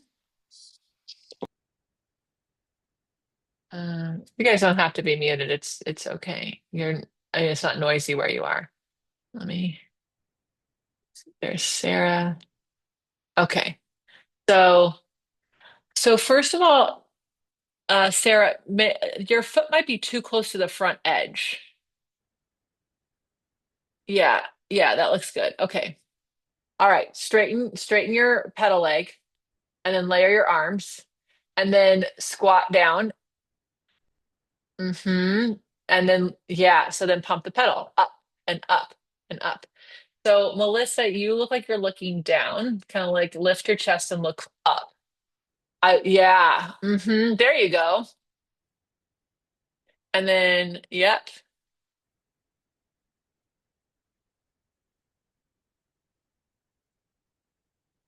Go ahead, other side. Sarah, layer your arms in front of you. The hands don't go behind the head. They're layered in front. Yeah, are they in front? Okay, I couldn't see. All right, lift them up. Yep. You're sticking your booty out a little more than I like. Yeah. Yeah, that looks good. Okay. Now, what you both need to do is actually transition in and out of the exercise like it's Pilates. Like it matters.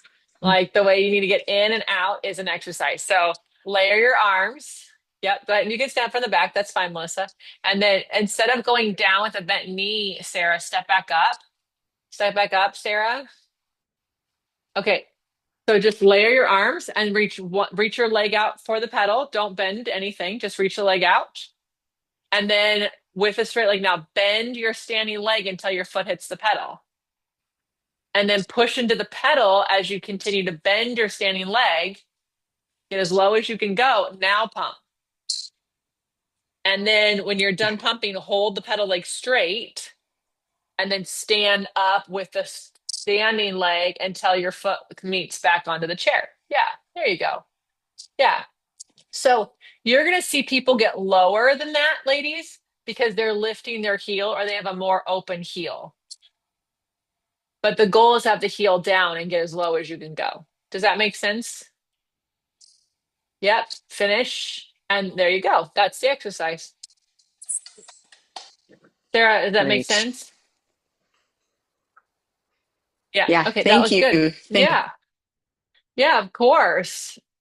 It's really great. Both of you. Like it will get better. It feels a little weird because sometimes people don't put enough weight into the pedal leg, right? And so then there's like, it's like kind of not enough. And you really want to think, I'm lifting the pedal. Not I'm pushing the pedal. I'm lifting the pedal. I'm lifting the pedal. I'm lifting the pedal. Yeah.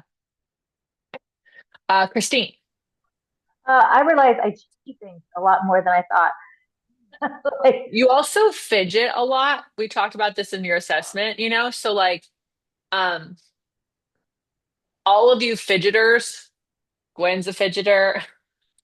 uh, uh, like the fidgeting, you have to get like stand and move from that, right? But yeah, you're just really strong. You've gotten away because you're a circus performer, Christine. You got away for a long time performing and it looking really good. And now, and now we're like, oh, well, I want it to be strong and connected. Yeah, that's all. yeah, Yeah. yeah. But it's so helpful to have eyes on me, which just reminds us why, like, no matter how long you're teaching, you need to have another teacher with eyes on you because, like, I thought I was rounded in my pull-ups. I thought I was, but it was my shoulders making me think I was rounded, and so it's just like a good like slap in Mhm. the face. Like, don't let that personal practice system, not just do yourself, but like make sure eyes are on you because otherwise habits get entrenched and it's harder to break them, no matter how long you've been doing Yes. it. So some Yes. good And reminders. yes. And it doesn't have, so for a long time, I went a few years where I only had eyes on me like once a month, and that's good, right? Like you can get a nugget from a good person with eyes on you to like work on that. Now I have them more often because I have the time. Um, but I would also say like find the balance between your personal practice and then having eyes on you. Because what we don't want is like, because remember, anyone's eyes on you, even the best of the best, it's going to be from their lens of what their life experience is. And then if you go with too many eyes, then you're getting too many life experiences. So like, so yes, get eyes on you so that you can know. And then just so you know, it might be a lifetime of us trying to make sure you don't muscle with your forearms or your quads. But now you know your tendencies. Oh, my tendency, if my arms are involved, is to use my forearms. Oh, my tendency is to roll my right ankle out, push through my right knee, right? This is I know this my tendency is. So I have to know I'm going to do it and inherently. Or my tendency is that my right elbow is going to lock out, right? And I have to know that that's going to happen. So when I am doing an exercise, I'll ask myself after those reps, like, did I feel it from my whole center, or oh, it felt like my legs are on fire? Why are my legs on fire? Hold on, what's going on, right? And don't be afraid to do it again. That's what's fun about the chair. Yes, you'll eventually only do 3 reps, but you can also do another set of 3. Like you can go, hold on, wait a second, what's going on? Is it too much spring? Is it not enough spring? Is it the right set? Am I on the right chair for me? Right? Should I like, oh, I'm really tired after all that travel. Maybe I should be on the high chair. Maybe it should be more sportive. So I love that observation, Christine. Yeah. Yeah. Laura. So I have two observations. I have been probably cheating for over a decade with too many springs, because I feel so much more connected with these like less springs because I use that fourth spring sometimes at Club Oh, Pilates. you don't need it. You overdo your Yeah, shoulders. So yeah. that's, So yeah. yeah. And the other thing is, so when I first started, I'm getting more comfortable correcting Christine because when we first started working together, I'm like, oh, she's a badass. She can do everything because she makes it look right. And now I'm actually starting to like see her Yeah, cheat. yeah. I know. It's really, and it's not that she's not a badass. She is a badass Yeah, yeah. No, I just who feel like just more fidgets. connected. Yeah. Yeah. No, and that's the thing. Like, that's the hardest person to teach. And this is where I was like, if I ever have a teacher training, and feel free to steal this idea because I doubt I ever will. If I ever have a teacher training, I'm going to make my beginner teachers teach advanced bodies It's a good idea. because the advanced bodies will flow. So then the beginner teacher doesn't start people in this habit of like moving slowly Hmm. and every single thing being told to them all of the time. No, they're going to teach an advanced client who's going to move. And then their job is to see what is consistently going on. What are they consistently seeing that's weird to them? What are they going, oh, that's weird.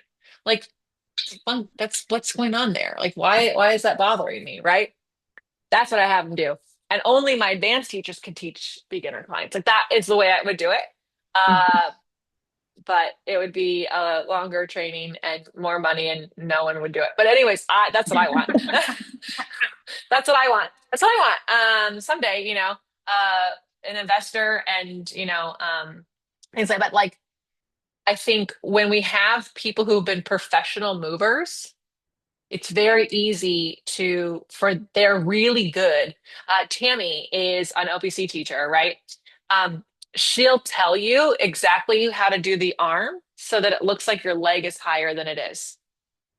So she's a dancer, right? She's a Janet Jackson dancer and all this stuff. So she's like, oh yeah, you do this with your arm when you kick your leg up, and it makes your leg look like it's higher than it is to the eye, right? And so people who are professional movers, athletes, dancers are athletes to me, but like all that stuff, they're really good at hiding things or figuring it out, right? And then Pilates is here to go, oh, hold on, we got to balance your imbalances, right? And so I always caution people who are with the professional movers to go, so good. I could never do anything. It's like there's stuff in there, and it's fun because you get to unravel it, and then they get to learn, and you learn with them, and then it's more. So yeah, very good, you two. It's good challenge for you both, and it's kind of funny because you both, while have opposite shoulders, have the same shoulder thing. Like you both overdo it. Yeah. Any other observations or questions on exercises? I do love the observations. It's really fun for me to hear where you're going. You're right where we're at this far. Because we're at the point where like, oh my God, it's all works together. Yeah, Vero. I was just telling Shannon that like revisiting now so many of even like what you would call more basic or fundamental exercises like, you know, I'm not press downs, for example. Hmm. It's like it's such a powerful place where I definitely feel like that upper inner thigh, pelvic floor, lower belly connection more on the chair than any other place. I agree. I agree. I'm not a big like pelvic floor person on the rest of Pilates, but I feel it here. Yeah, yeah. Yeah, and so it's like, for me doing the pull up is such a challenge, for example, and I'm like, well, all this other stuff is what eventually helps you find that Mhm. belly up, draw the spine up, right? Like, Yeah. and The it's pa- yeah, you and Carrie will have similar pull-up journeys. Just the tightness in your back. Like you're strong, everything is strong enough to do it, but the back has to open up to want to do it. Yeah, yeah. I love that, Vero. It's really cool. Very fun for you. Very fun for all of you. Cool. Okay. Speaking of the pull-ups, I want to talk about them a little bit because Sarah was doing, there is a tendon stretch I didn't teach you guys on the one to chair. So um let's do it. And why don't we like take a second to actually straighten this out just a little bit. Okay. So it looks easy and it's 100% not easy. Okay. So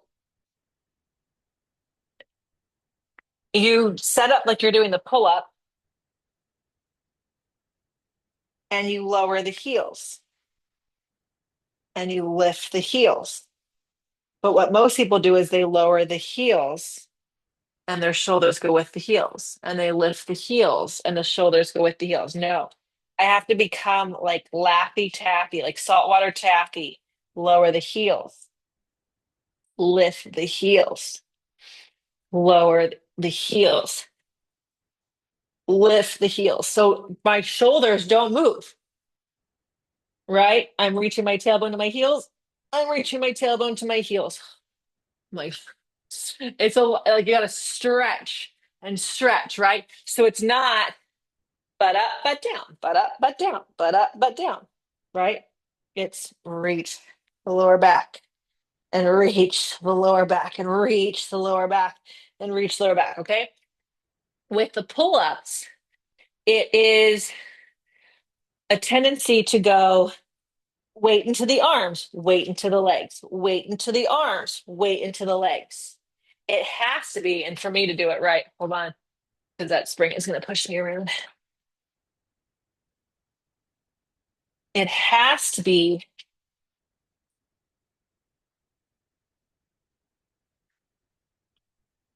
lift the center, lift the center.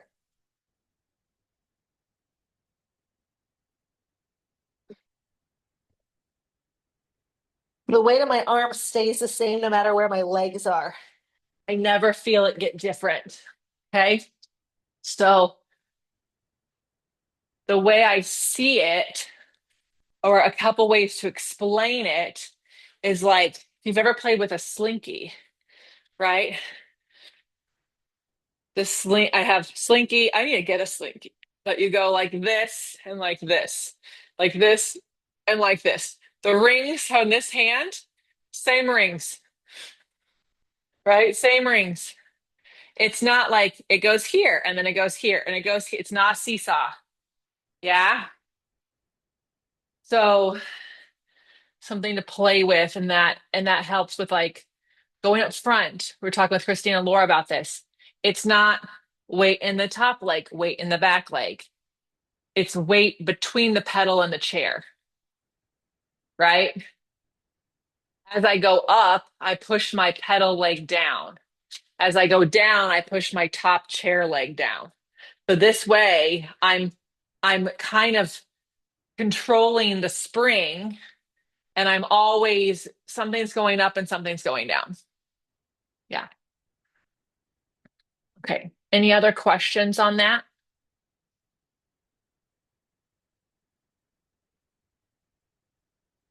All right. I want to see you guys move a bit more. Not like I want to kill you. We're not doing more exercises because I just know at the end of the day, and most of you are at the morning session. So like I'm not here to pepper with more, but I actually want to see you guys do the press down series. And I'm going to request that Anne is on my blue chair because of her knees. So I want to do the press down series. We're going to run through it. Um, I can have someone in the high chair for it here. So we can have like 4 people here doing it. But I want to see the press downs on as many people who want to show me their press downs. All right. So get to your chair. If you're like, are you kidding? I couldn't do another press down. Just go camera off for this segment. So on the replay, you just see the press downs. And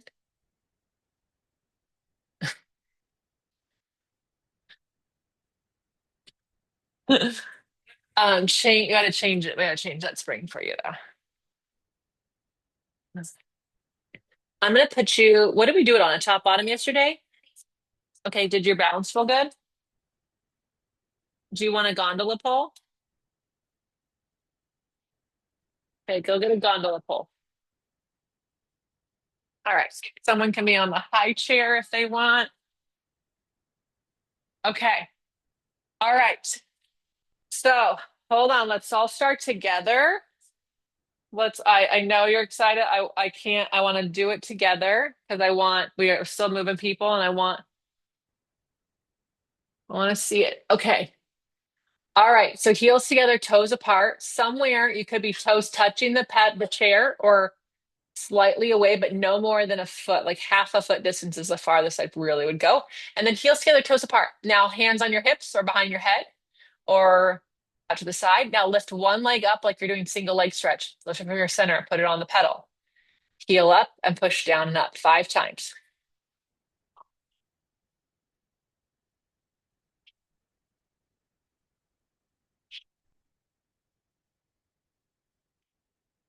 All right, on the fifth one, lift your spring all the way up. Lift the foot off like you're doing single leg stretch. Put it down next to your other foot. Take a second, regroup, lift the other leg up. And then 5 times.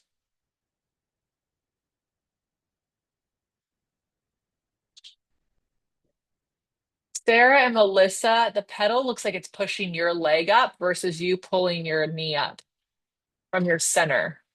So it just looks a little like the speed at which you're going down is not the same speed as which you're going up. So that's why it's faster on the up than it is on the down. Then turn to the side to do your press down sides. So toes are apart and they're at the center of the chair.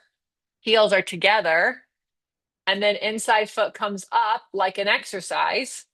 And then push the pedal down with your heel up. And with that chair, Sarah, you're not going to close that spring, babe, because it's really high on that pedal. So get the pedal down and then work the spring. Yeah.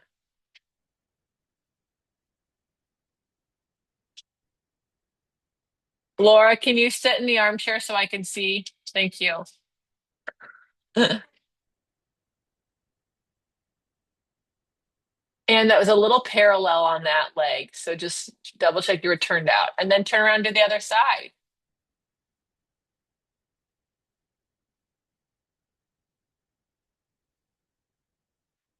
Hmm.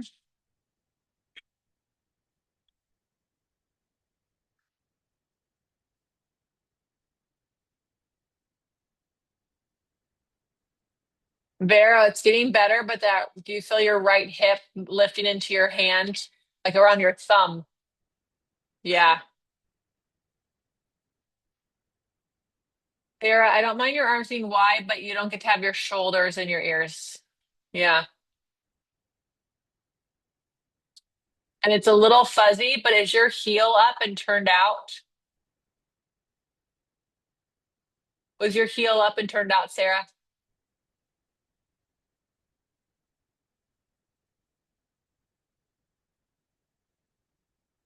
I tried it both ways. Okay, I so wasn't on, sure if it was meant to be parallel or turned. got it. So on press down side, both feet are turned out. The Mhm. pedal foot is on the ball of the foot, turned out, heel up. Okay. Crossover will both be parallel, both heels down. All right. All right, go ahead and do your crossover. Carrie, are you behind the chair? Make sure you're not behind the chair. Make sure in front of there. Okay, you're good. Uh-huh. Pharaoh's dog is watching her form very seriously, very intently. And on the press down crossover, I want you to ask yourself, is my thigh going side to side or up and down? The answer is side to side. Pull the pedal to the right, lift it to the left. Pull it to the right, lift it to the left.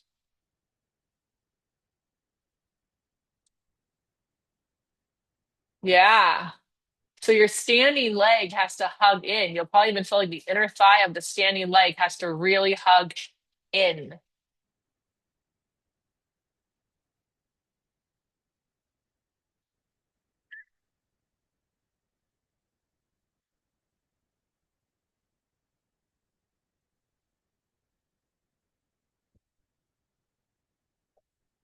Awesome. Okay.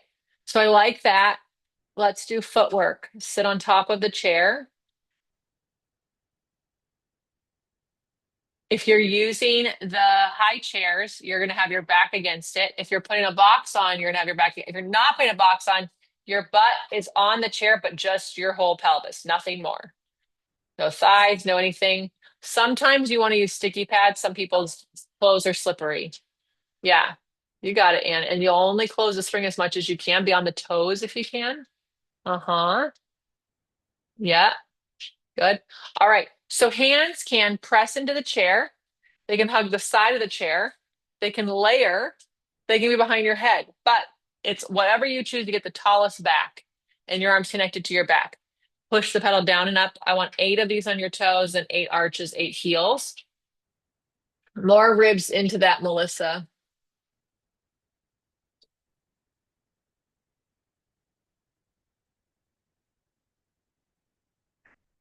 Shannon, when you push down and you feel your butt turn on, can you find that same muscle to stay on as you pick the pedal up?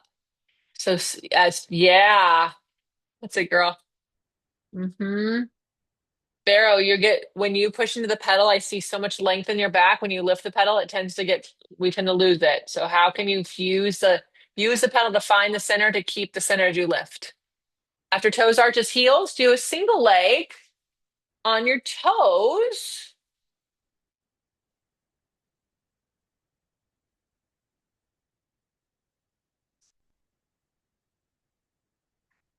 There, your back is rounding a little bit, babe. Got to get a little taller.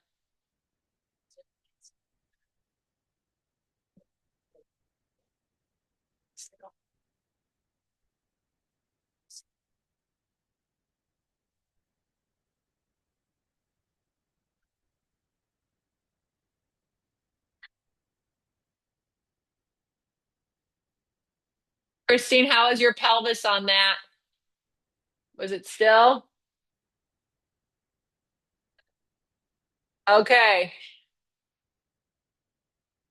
Point that foot in.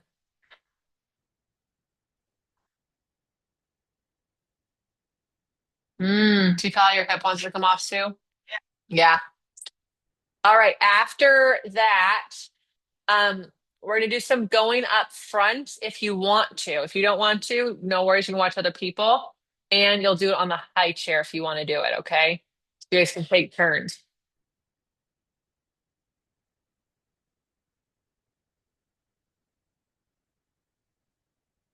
Okay. So if you're new to the going up front, hands go on the chair to set your feet up. Okay. If you're not new, you can do that step, but I want it to be a quiet step. Nice and quiet, no sound.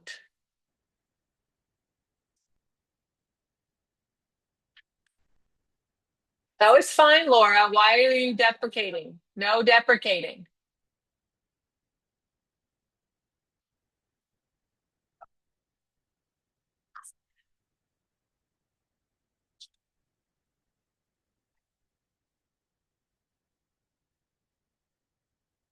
No. Can you get your foot up there, Ann? No. Okay. Then no, then you get to watch. Too much for the knee. It will get better. Oh, the toes. Yeah. Vera, did you add a spring here? No. Try it. Try it on a higher spring setting just so you can feel supported, so you can get your back upright more. Do I want a little more length in your back? It's a little arched. There, those are good transitions, especially with how high your chair is. All right, we'll do going upside when you're ready. Good. Nice, Shannon. Shannon, something you can do for homework because you like to do things that are mean. You can do the foot up, foot down, foot up, foot down, foot up, foot down, but just until you're confident because you have a little hesitation on the down.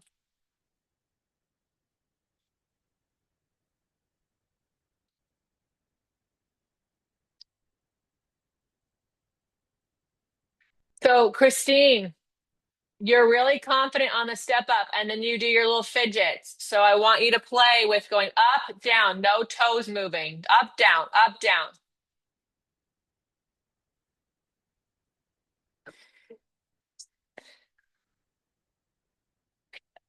Yeah. Did you see her toes still moved, Laura? They still lifted when she did it. She likes to lift them.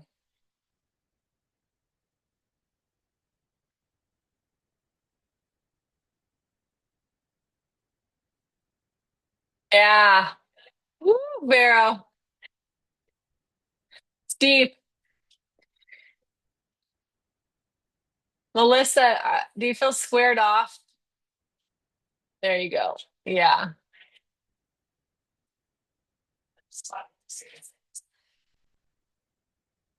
Sarah, it looks like you need to pull your left hip back, but maybe it's just your left waist. It could be the angle of the camera.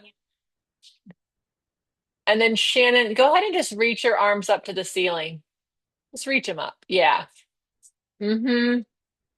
Lift your chest. Yeah. And then you're a little, yeah, you're not squared. Right. So don't go all the way down. Go 80% of the way. Once you're up, 80% of the way down. Okay, open your hip. Uh-huh. And then go halfway down and right back up. Yeah, open that hip, reach into that heel. You got it. That's plenty. Good, good, good. Good, good, good. Yeah, that's a tough exercise for you.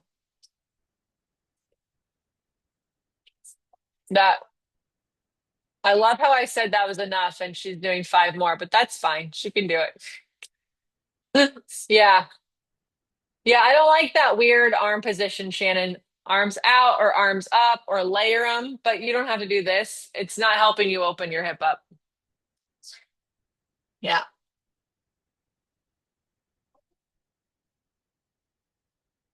All right. After you're going up sides, then we need to do mountain climber prep or full thing. Mountain climber prep or full thing.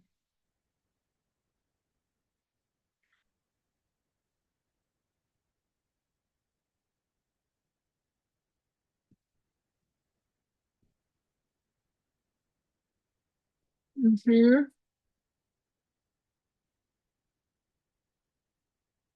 Oh, Amy's thigh is levitating away from the floor. Yeah, Vero, that was really hard on that thigh, but it was so good.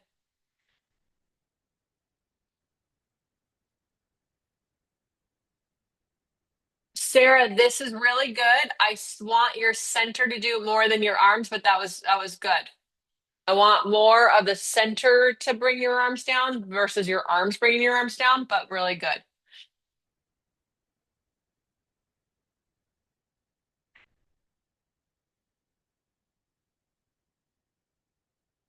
Which was. Show me your prep.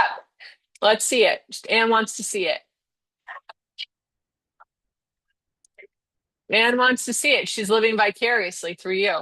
So just right there, and then just bend your right knee. Okay, faster, faster. Yeah, what's wrong with this? Good, plenty. Switch sides. Great job. Okay. Oh, Christine gets to do it again because Laura, where did she round from? I know you saw it. Where did she round from? Yeah, she needs to start the round from her stomach.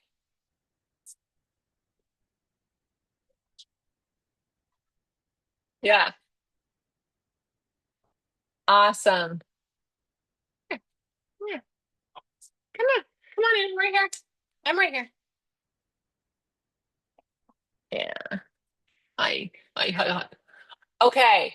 After your mountain climber, I'm going to teach you guys something. It's not from Jay. Okay. Jay would never.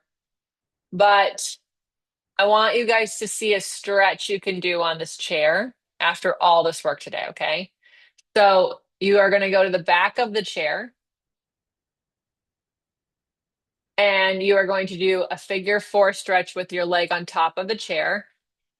Flex the foot, flex that like crazy. Step your standing foot back a little bit more, Sue. Yep. And then hands to the pedal.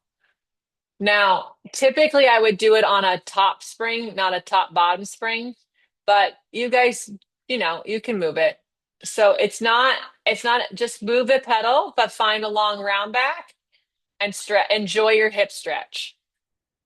So, and then you stay here for like a minute before you switch sides. 2 minutes if your hips are tight. Because the goal, if you struggle with crossover, is we got to stretch your hip. And then you can use the pedal to round your stomach, right? Your standing leg is doing the Achilles stretch. I love how I said 1 minute, Laura, and it was like 13 seconds, but that's fine. Fine. Go ahead and do the other side.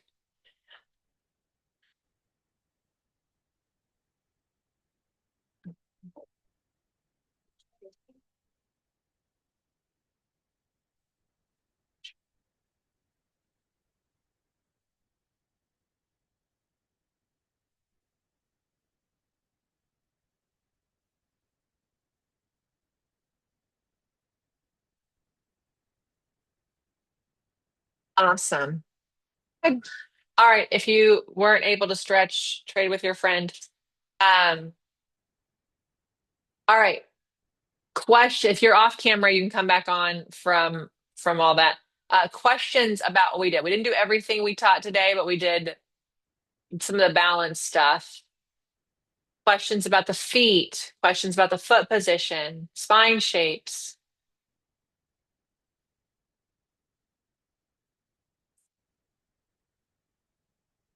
Okay. Oh, Amy's ankle is sickling in when she's standing on top of the chair. Amy, why don't you come here to the blue chair? Because those two chairs are squishy. Does it happen here? So where's Carrie and Kristen to keep an eye on you?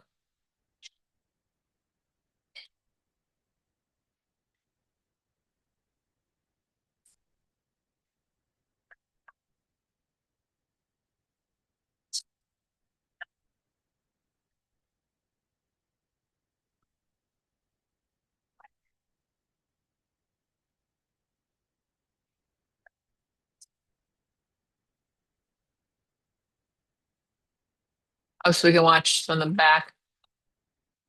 That's fine. That's all right. We're not putting this on for public, so it's the others.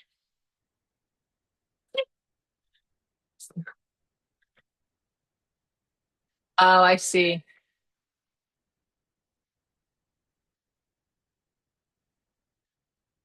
So Carrie's asking because Amy's foot sickles when she does mountain climber. She's also a little too high on her thigh now. Um, so this is a great observation, and this is what I would say, ladies. I wouldn't fix it here. Right. So what I would say and we know about Amy's feet, I would say is like she's totally fine to do this if her balance is fine.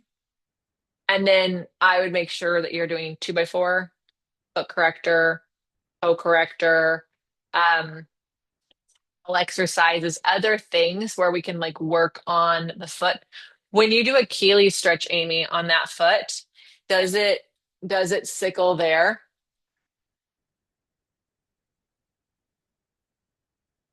Ah, her heel moves around. Come over here. You can see it. Do you see what's happening?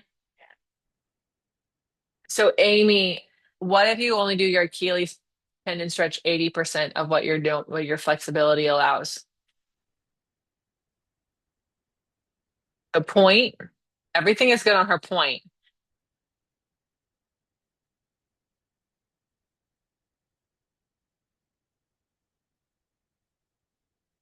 Do you feel the weight even across the ball of your foot when you flex? Push into the whole ball of your foot. Yeah.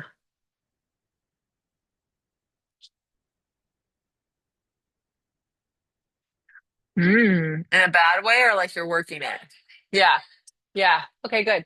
So I would just say like that is a great observation. People's feet sickle or they like have this tendency as they're moving to turn out or roll onto the pinky toe side. And when you bring them out of an exercise, because here, mountain climber is a dynamic exercise. If she's not going to fall, I'm going to let it go and I'm bring it out. And I even say like, oh, where did you feel this in your feet? Do you think you have like control? She doesn't there. So we actually have to strengthen the muscles around the leg. And we're going to do it with other exercises. And then just keep watching her mountain climber. Does it get better? It could take years, right? My right ankle sickles in the 100 upstretch. I'll be looking at my ankle and upstretch and it's just like sickling out. So I had to work my inner thighs like crazy. My right inner thigh like crazy. And the thing is I have my knee issue in my right leg is because my inner thighs and hamstrings are weaker than my quads. So my ankle can roll out, right? And that's putting pressure on my tibialis, which is affecting so anyways, it's all part of the chain. So give her homework. Yeah, give her homework to work through her foot, her ball of her foot, all that kind of stuff. Work her muscles of her foot, calf. That is gonna be good for you. Yeah. Pressing on the whole ball of the foot, right? Yeah. Great observation. Love that. That fun? Okay. Questions about any of the things that we went through? Wonders, worries. But we're, a third of the way through the exercises. Um, a lot tomorrow. So tomorrow we'll do a bunch of middle spring stuff. We're also gonna have a workout. So I'll tell you how the day will go. Tomorrow we will actually do a little workout. Yeah, we'll do a window chair workout for the as our warm up, and then we'll go over exercises again. And then we'll do some more breakout rooms. What I want you to be thinking about is like what exercises do you think you do really well on the mat and reformer, right? And from what we went over today, did that translate onto the window chair? Meaning like, oh, I do knee stretches really well, and so my mountain climber was really great, right?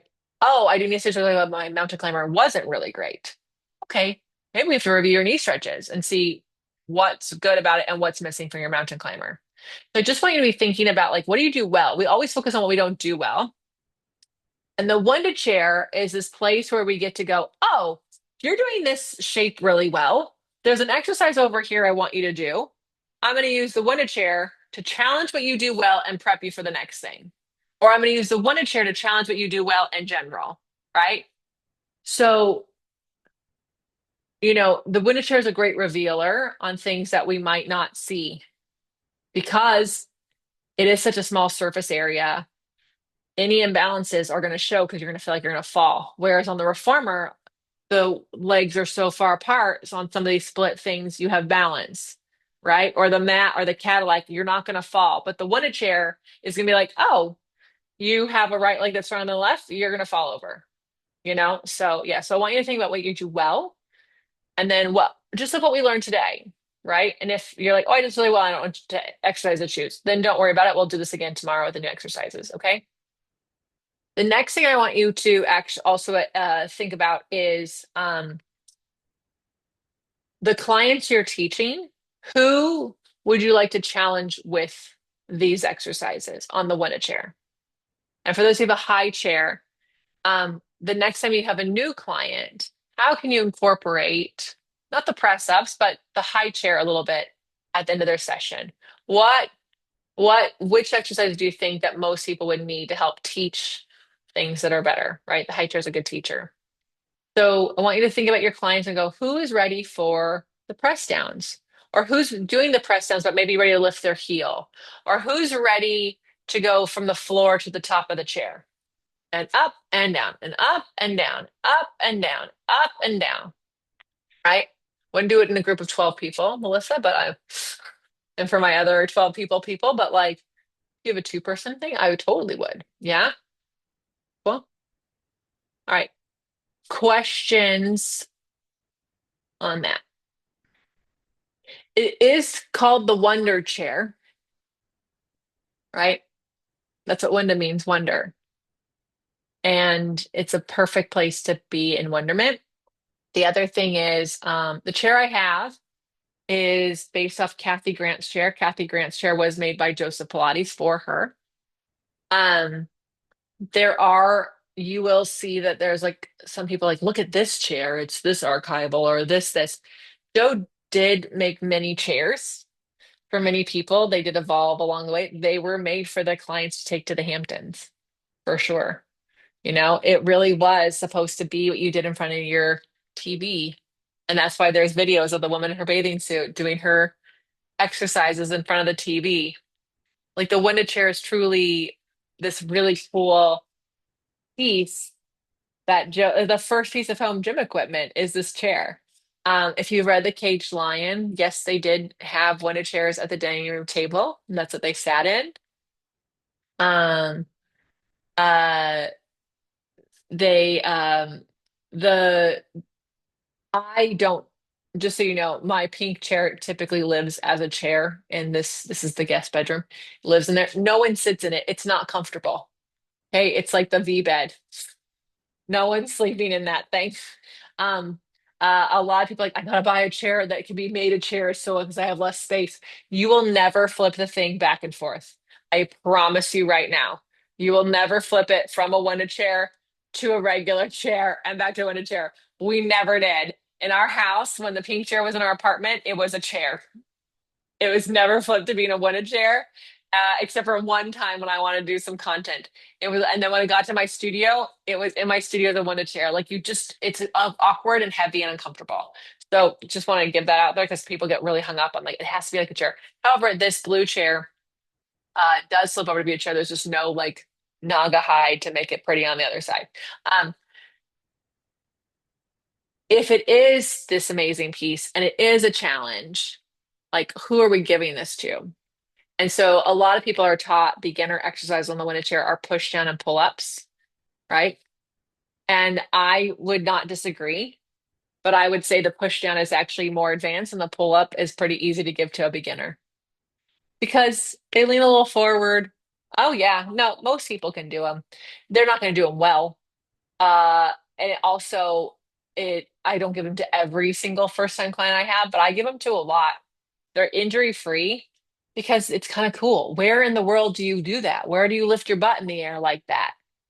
They've only seen gymnasts do it, right? So it makes them go, "Oh my God, this is the coolest thing in the world." And you have their whole lifetime to get do them right. But I think people like hang out on the push down. But then there's like a big middle area of exercise that we did today, some that are really crazy, right? Mountain climbing down the mountain, going down the mountainside, going up front, going up side.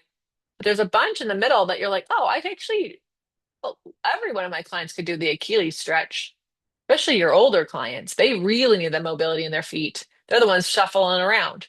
So how can we teach it to them when they're younger, when we're sooner on? Yeah.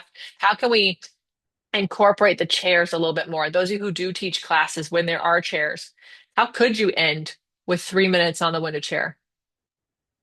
Achilles stretch, press down front, right? Push down, right? All that kind of stuff. So I want you to start to think about that because it's easy to think, oh, this is a dangerous piece. People can fall. Like I'm very diligent about making sure you know the safety of it. And also, when we teach people the safety, we can actually play in the boundaries of it really well. Yeah.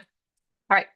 You guys are amazing. This is a lot of fun. Way to be awesome with the questions and playing around with things.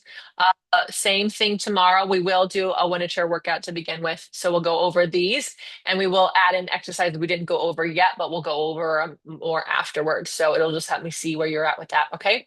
Have an awesome night. Enjoy. Thanks, Sandra.